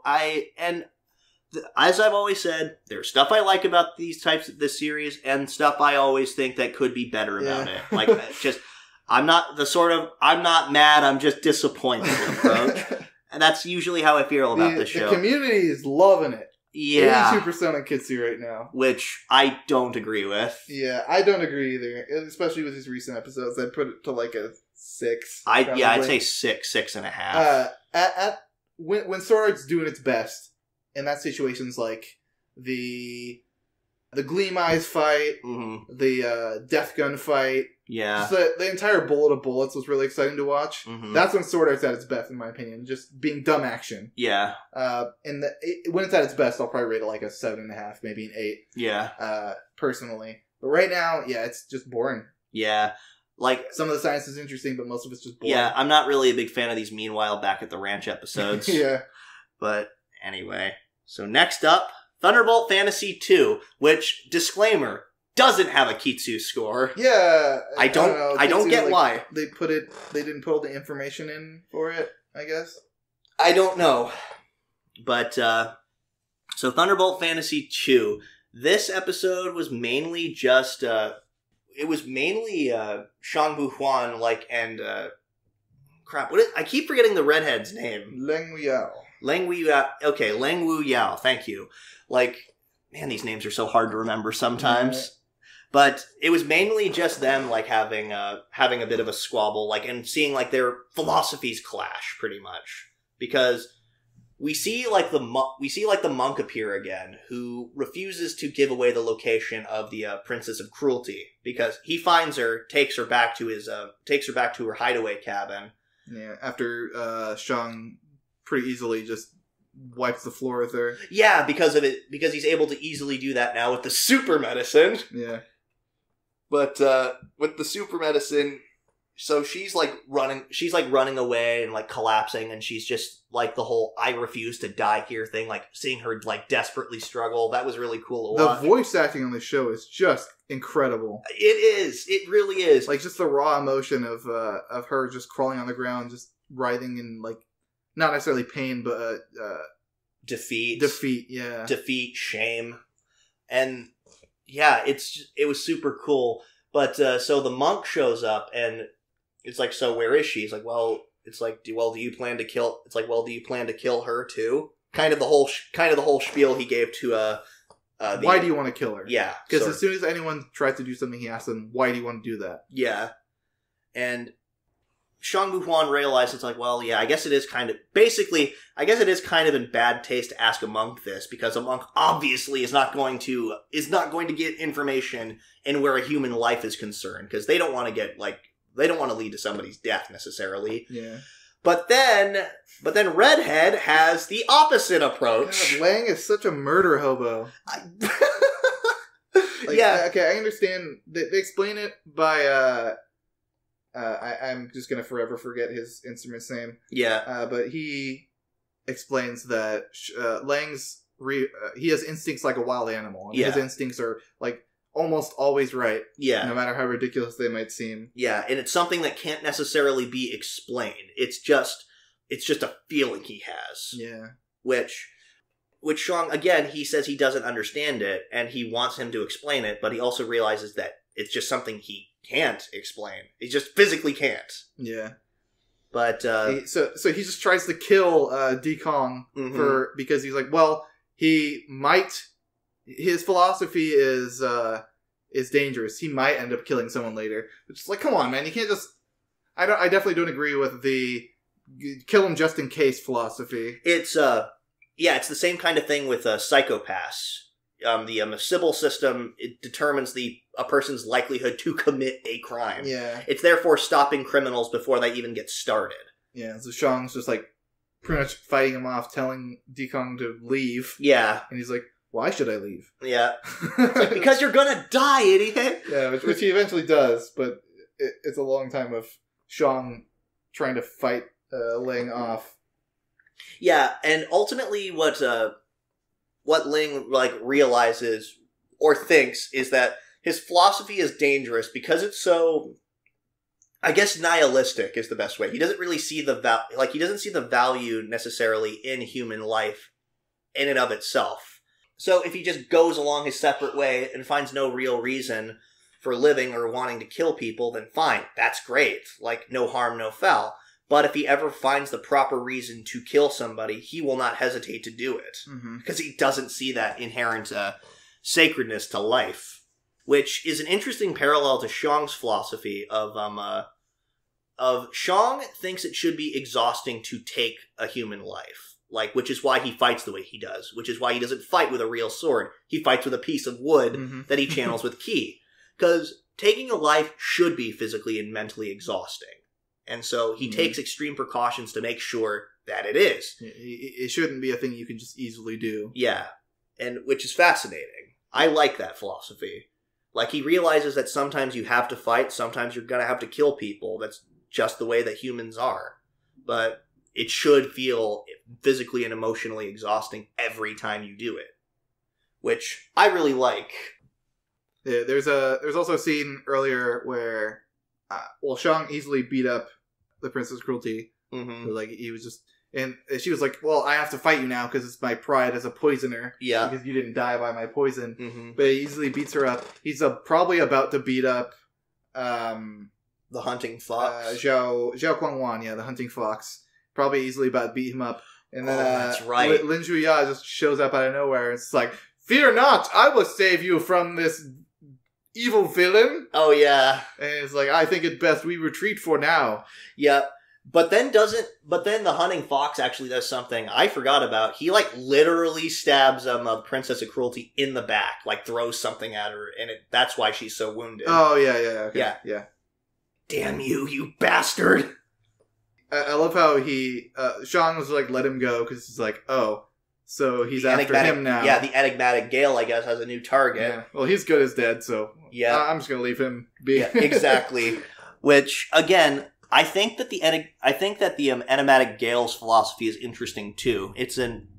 Because he doesn't want to kill criminals necessarily. He just wants to basically rob their reason for being. Yeah, he wants them to pretty much give up on their own. Yeah. Through his own, he's fighting monsters, so he's a monster in and of himself. He realizes that's the only way to actually truly fight monsters. Yeah. So later on we got an interesting conversation between Dekong and the Princess Cruelty, where he brought her back to the cabin, and she's like, why'd you save me? He's like, I don't know, I'm still trying. We get a little more insight into him, how he's trying to figure out the reason for anything. Yeah. He's about as philosophical as a monk can get. Yeah, he's questioning everything out there, which that's why he's on this pilgrimage in Dongli. Again, it's super cool watching him think. He's just questioning literally everything. That's why he questions the value of life. That's why he questions why people do what they do. He's just fascinated by it. And he wants to find his own reason. Yeah, it looks like it made the Princess Cruelty she was really second guessing why she did anything she did. Yeah, because just everything he says. But on the way back, when she was crawling away, she was thinking about that sword. Yep, the 7 blasphemous deaths. I'm thinking in the next episode she's probably going to get that and go after Sean again. Maybe. Which, that's going to scare the shit out of Sean, because while he knows the, oh, crap, I forgot the name of the other sword she took, like the morning death or something like that. Yeah, the one that makes puppets out of puppets. Yeah, puppets. But he knows that he can deal with that, but he's really afraid of the 7 blasphemous deaths. Yeah, it's the super strong sword. Yeah, super strong sword that has the ability to completely control people's minds. Like, usually the wielder, it seems. And it has a will of its own that is just downright horrifying. But we have the last bit, which is about as over the top as you can possibly get. Just this Bollywood-ass camera shot where Zhao Guangwan asks Bishu, one of the the guardians of the fortress. Yeah, he's like, so who's the enigmatic Gale, pretty much. It's like camera pans to him, he's like, oh! Where did you hear that name? Yeah. Oh, it's so campy, I love it. So, it makes me wonder if the enigmatic Gale is going to be revealed to him before he even knows. Like, and it's going to make him suspicious of him before he even has the ability to get his plan into action. Somebody's going to beat him at the pass. Makes me wonder. But yeah. I'm super excited. I am giving this show probably 7.5, 8. Yeah, I'd give it an 8. Because the practical effects in the show are so good. The story is solid and just enjoyable to watch. And just like the over-the-top campiness at times just makes... It's just like hilarious. It's a spectacle a lot of the times. Oh my god. I put this... a lot of the action scenes in the show, even being a puppetry, like... Or puppetry aside, are like so good. Like, they're above some action scenes in a lot of other shows, too. Mm-hmm. And the voice acting is also just amazing. On point. Which, I'm having a great time with this show. So, last but not least, last show we're going to talk about today is Zombieland Saga. All right. So we've been worried about this for a little. We've been worried about this for a little, like this series for a little while, kind of on the fence about it, because like the first 2 episodes were just so solid. The 3rd and 4th episodes were kind of a little shaky. The 5th episode we thought was a return to form. The 6th episode actually dealt with concerns we had in the 3rd and 4th episodes. Actually dealt with them in a really cool way. This was a little bit more of a serious episode. Like, we actually were dealing more with the drama aspect of what dealing with this concept is. Which, basically, what do you do with a second chance? Like, you're literally forced back from the dead before your life even had begun, and what do you do with that chance? And how does it affect you when everything is different? Yeah, it did. In the 3rd and 4th episode, they kind of just delved into the same thing we've seen every time in every Idol show. It's just girls are having problems with self-confidence, and they end up getting together and working their problems out, and lo and behold, they're friends, and they're gonna, blah, blah, blah, blah, blah, blah, blah. Like,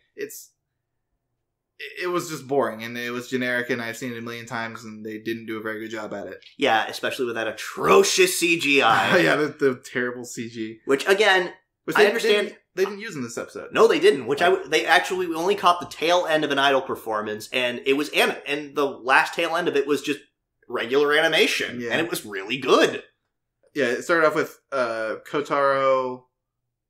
They snuck on the internet. Yeah, because they were like, "Oh, we want to look up stuff online, even though we're not supposed to." So they just waited till he took a bath and snuck on the computer. Mm-hmm. Yeah, and then it's like, wait, do we have a homepage? It's like, yes, we do. It's terrible. You don't want to see it. I'm never going there again. I loved how Tai just wanted to help. Yeah, she's like, we're out of shampoo, and she brings a bunch of different stuff. Like, she brings soy sauce, she brings, cooking oil. Yeah, and... a bleach, yeah. And it's like, oh, Tai, you sweet summer She's trying to help. Yeah, you're adorable, Tai. You really have no idea what you're doing, though. And, the next part that I liked was Kotaro. He just, shows up, and he's just like, oh, you... Yeah, just it is. Starts doing like a kabuki pose. Yeah, just in the most ridiculous, like, kabuki over the top thing. The voice actor nailed it here, by the way. Yeah.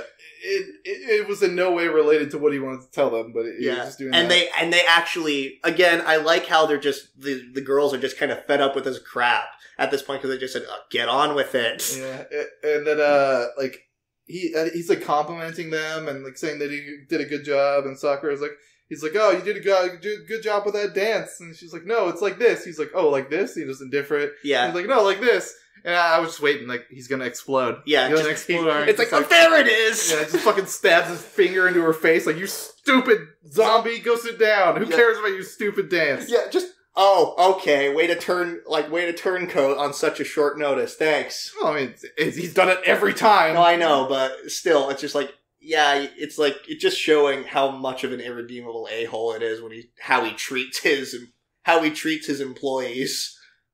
But Goofy beginning aside, it gets into the meat of the episode where they have to do a private idol show, which goes fine. It goes everything. Then they do a meet and greet, which is also selling merch. Yeah, selling merch and taking photos of people. Yeah, and we get the fundamental difference between Ai and Junko. Yeah, how they're from two different generations of idols. Yeah, in Junko's generation, they didn't interact with their fans. They were meant to be, like, there was supposed to be a huge divide between them. Yeah. Like there was supposed to be a divide between the stage and, like, who was on the stage and who was off the stage, or on the other side of the TV screen. Yeah. Because they were never meant to show their faults, ever. Yeah, they were supposed to be, like, just these perfect, idealized, like, basically things to make their dreams. Yeah, they're supposed to inspire people, and, like, Junko's primary worry was, if I interact with these people face to face, they're going to see my faults. Yeah, and they're not going to be as inspired. Mm-hmm. Well, whereas I's thinking was, no, we have to get as close to our fans as possible. Like, they'll be much more inspired if they, get to talk to us, and they get to see the real us. Yeah, and they form a connection, which is that was a really interesting dynamic between those two. Just a complete different. The generational leap. Yeah, the generational leap between the two of them. And, like, we'd already seen a bit of a dynamic shift between them because Junko was a solo idol and had never been a part of a group before, and now she's basically just being forced to be a part of the group. Mm-hmm. And she's not used to that. Like, this just kind of delves more into the fundamental differences between these two. Yeah. And we also got to see a really interesting thing was how they died. With Junko, and I want to point out that this was actually a really good way they went about it. Like, it kind of shifts into, like, Junko's sort of, like, private nature, I guess, because she doesn't explain, like, it's told through, like, flashback, like, with her slightly narrating it, but she doesn't say, it shows, like, her plane, like, losing control and getting ready to crash. She doesn't say she died in a plane crash. She just says... No, she tells Sakura. Well, she's talking that... It shows, like, the flashback, and then she's like, and that's how it happened. Well, she didn't say that she died in a plane crash. She said something bad happened. She doesn't give an exact reason for how it happened. I think that kind of ties into how secretive she is. Because that's a big thing about Junko. She's kind of secretive and wants to be behind the veil. She doesn't want to she wants to keep people as much of an arm's distance as possible. So, I don't know. Like, that's the way I read the scene. I could be wrong on that front, but... Anyway, we get to see a little bit of Ai, though, and how she died. Oh my god! We first see her like running in the rain, and she's like worried. Then she hears lightning, and literally just starts cowering like a little kid, like just kind of hiding and scrunching up on the side of the road. Which at first you're like, oh, that makes sense. Like, people are afraid of thunder and lightning. Which I was thinking, and I saw that I was like, okay, she probably died in a thunderstorm somehow, which that would make sense because of what. Yeah, she probably died when a thunderstorm was happening. Yeah, and which again that makes sense. And then Saki finds her, like, they go hide somewhere from the thunder. They just start talking with each other. Which I want to point out, I think Saki's best girl this series. She's just a good person. Like, she's a big sister. Yeah, she's the big sister that everybody needs. Like, she's really, like, shown, like, a softer side to her ever since the end of episode 2. Like, she's really just there to support all the girls. She wants to help them all out. But again, that kind of makes sense considering like she was the head of a biker gang. Like Yeah. Those people were like her family, and she's a leader. She wanted to look out for her family.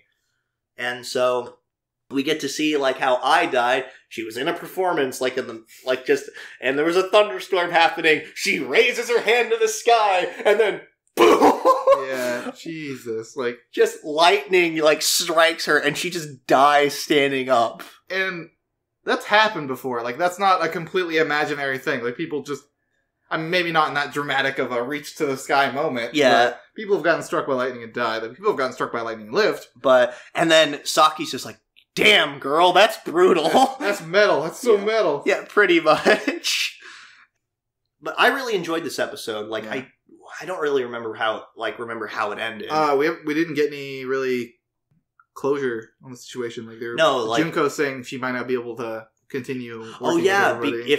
If they because of her reservations, like on how idols work and stuff like that. And but the episode ends with Kotaro announcing to everybody that they're going to be on the newcomer lineup for this year's Saga Rock. Oh yeah, that was the thing they were talking about. Like, because they heard that Saga Rock was one of the biggest shows for like that province in particular. Mm-hmm. It was a huge deal, and the fact that they were even on it at all just goes to show that, you know, despite all his goofiness and verbal abuse towards the girls, he's actually a pretty competent manager.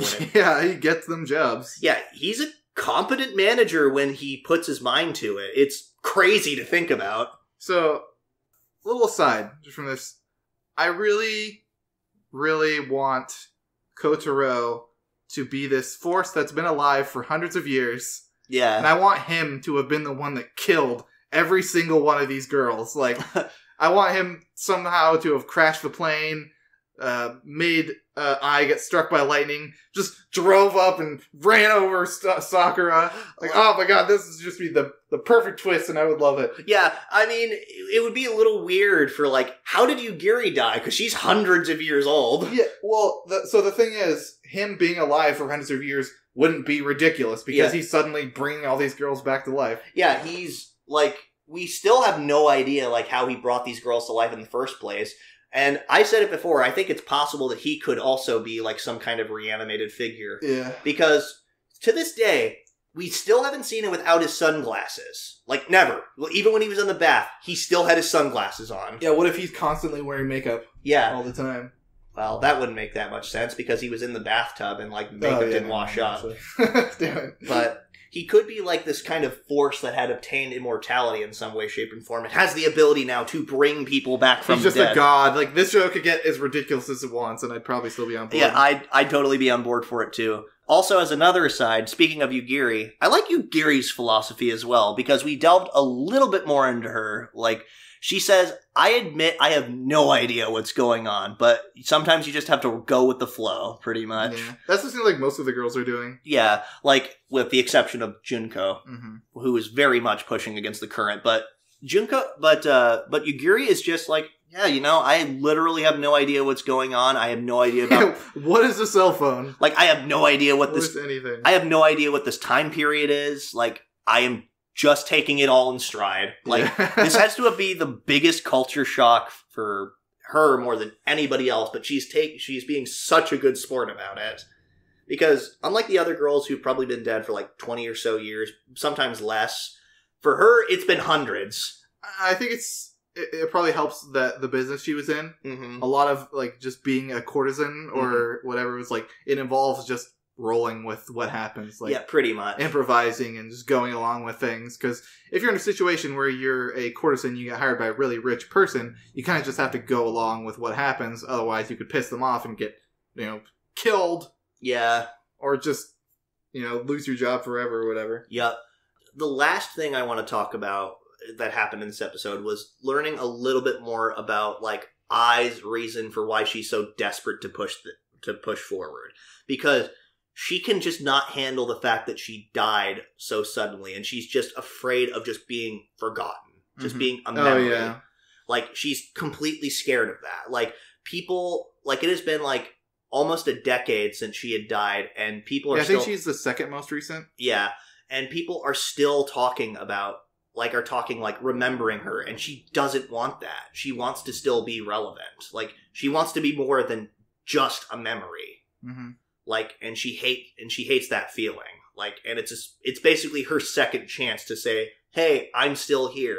I'm still alive. Don't treat me like a memory." Yeah, and that's a regular idol fear too. Yeah, like they want to be relevant. Yeah, and it's just the show has really put so the third and fourth episode were really boring because it was generic and they didn't bring anything new to the table. Yeah, and the stuff that they did use, it was just boring, badly executed. But adding in the fact that like, okay, you're idols, but also they're dead idols that are coming. Well, not all of them are idols. Yeah. But they're dead and they're coming back to life. That's an interesting take on the whole situation. Yeah. It kind of makes it a little more easy to get interested in it. It's supposed to be like, the show is supposed to be a critique on the idol industry in Japan. And all the kind of, like, showing it warts and all. So I'm really liking this take on it, though, as well. Just like, yeah, they're idols, and the idol business is, sure, controversial. Like, I don't even know all the ins and outs of the idol industry, but I know there are problems in it. Like, big problems. But this really is it's shining light on it in a really unique and, more often than not, funny way. Yeah. Like, I'm adoring this show, and I personally think it deserves more currently than a 7.5. Yeah, the community right now is 75% on Kitsu. I'd probably give it like 8.5. Yeah, I'd give 8. I would give it a solid 8 because they're gonna have to prove more. Because episodes 3 and 4 were just misses. I feel like they were, when the comedy was allowed to just be what it was great. But when they were trying to incorporate more drama and stuff, they just showed that they didn't know how to do it well. This, like, episode 5 and 6 felt more like a return to form. And episode 6 showed that, yes, actually, we can do drama well, which I'm super happy for. So yeah, 8 from me. Yep, 8 from me too. Probably more if they keep going the way they are, but I really hope they don't just revert back to what they were doing before. I hope this doesn't turn into our Homes of Kyoto. Yeah, I will never be clean from that show. Anyway, that's it for this week's episode of the Timesink Anime Podcast. I apologize that we've gone well over what we were expecting. This has been a bit of a long episode. We had a lot to talk about, so it's a mid-season review, so maybe a little longer. Anyway, but thanks all for tuning in. Like this video if you want to hear more from us. Leave some comments, like with shows that you want us to talk about, maybe in our flashback sections when we eventually get to those. Like, just join in on the discussions with us. We encourage any amount of discussion possible. That's the fun part. Even if you have a disagreement, it's perfectly fine. Yeah, it's just more discussion is good as long as it's healthy discussion, not just like, Kirito's stupid and I hate his balls. Meaningful discussion. Like, that's the good part about watching anime with a community like this, having meaningful discussion. And I'm having a lot of fun with this season. There's just so much good stuff this season. It'd be a shame to not talk about it with the rest of you guys. Yeah. So looking forward to the second half. Yep, looking forward to the second half of this season, and looking forward to see how some of these scores will change over the rest of the season. Yeah. But anyway, that's going to be it for us. Until next time. See you next week. Take care of yourselves, everyone.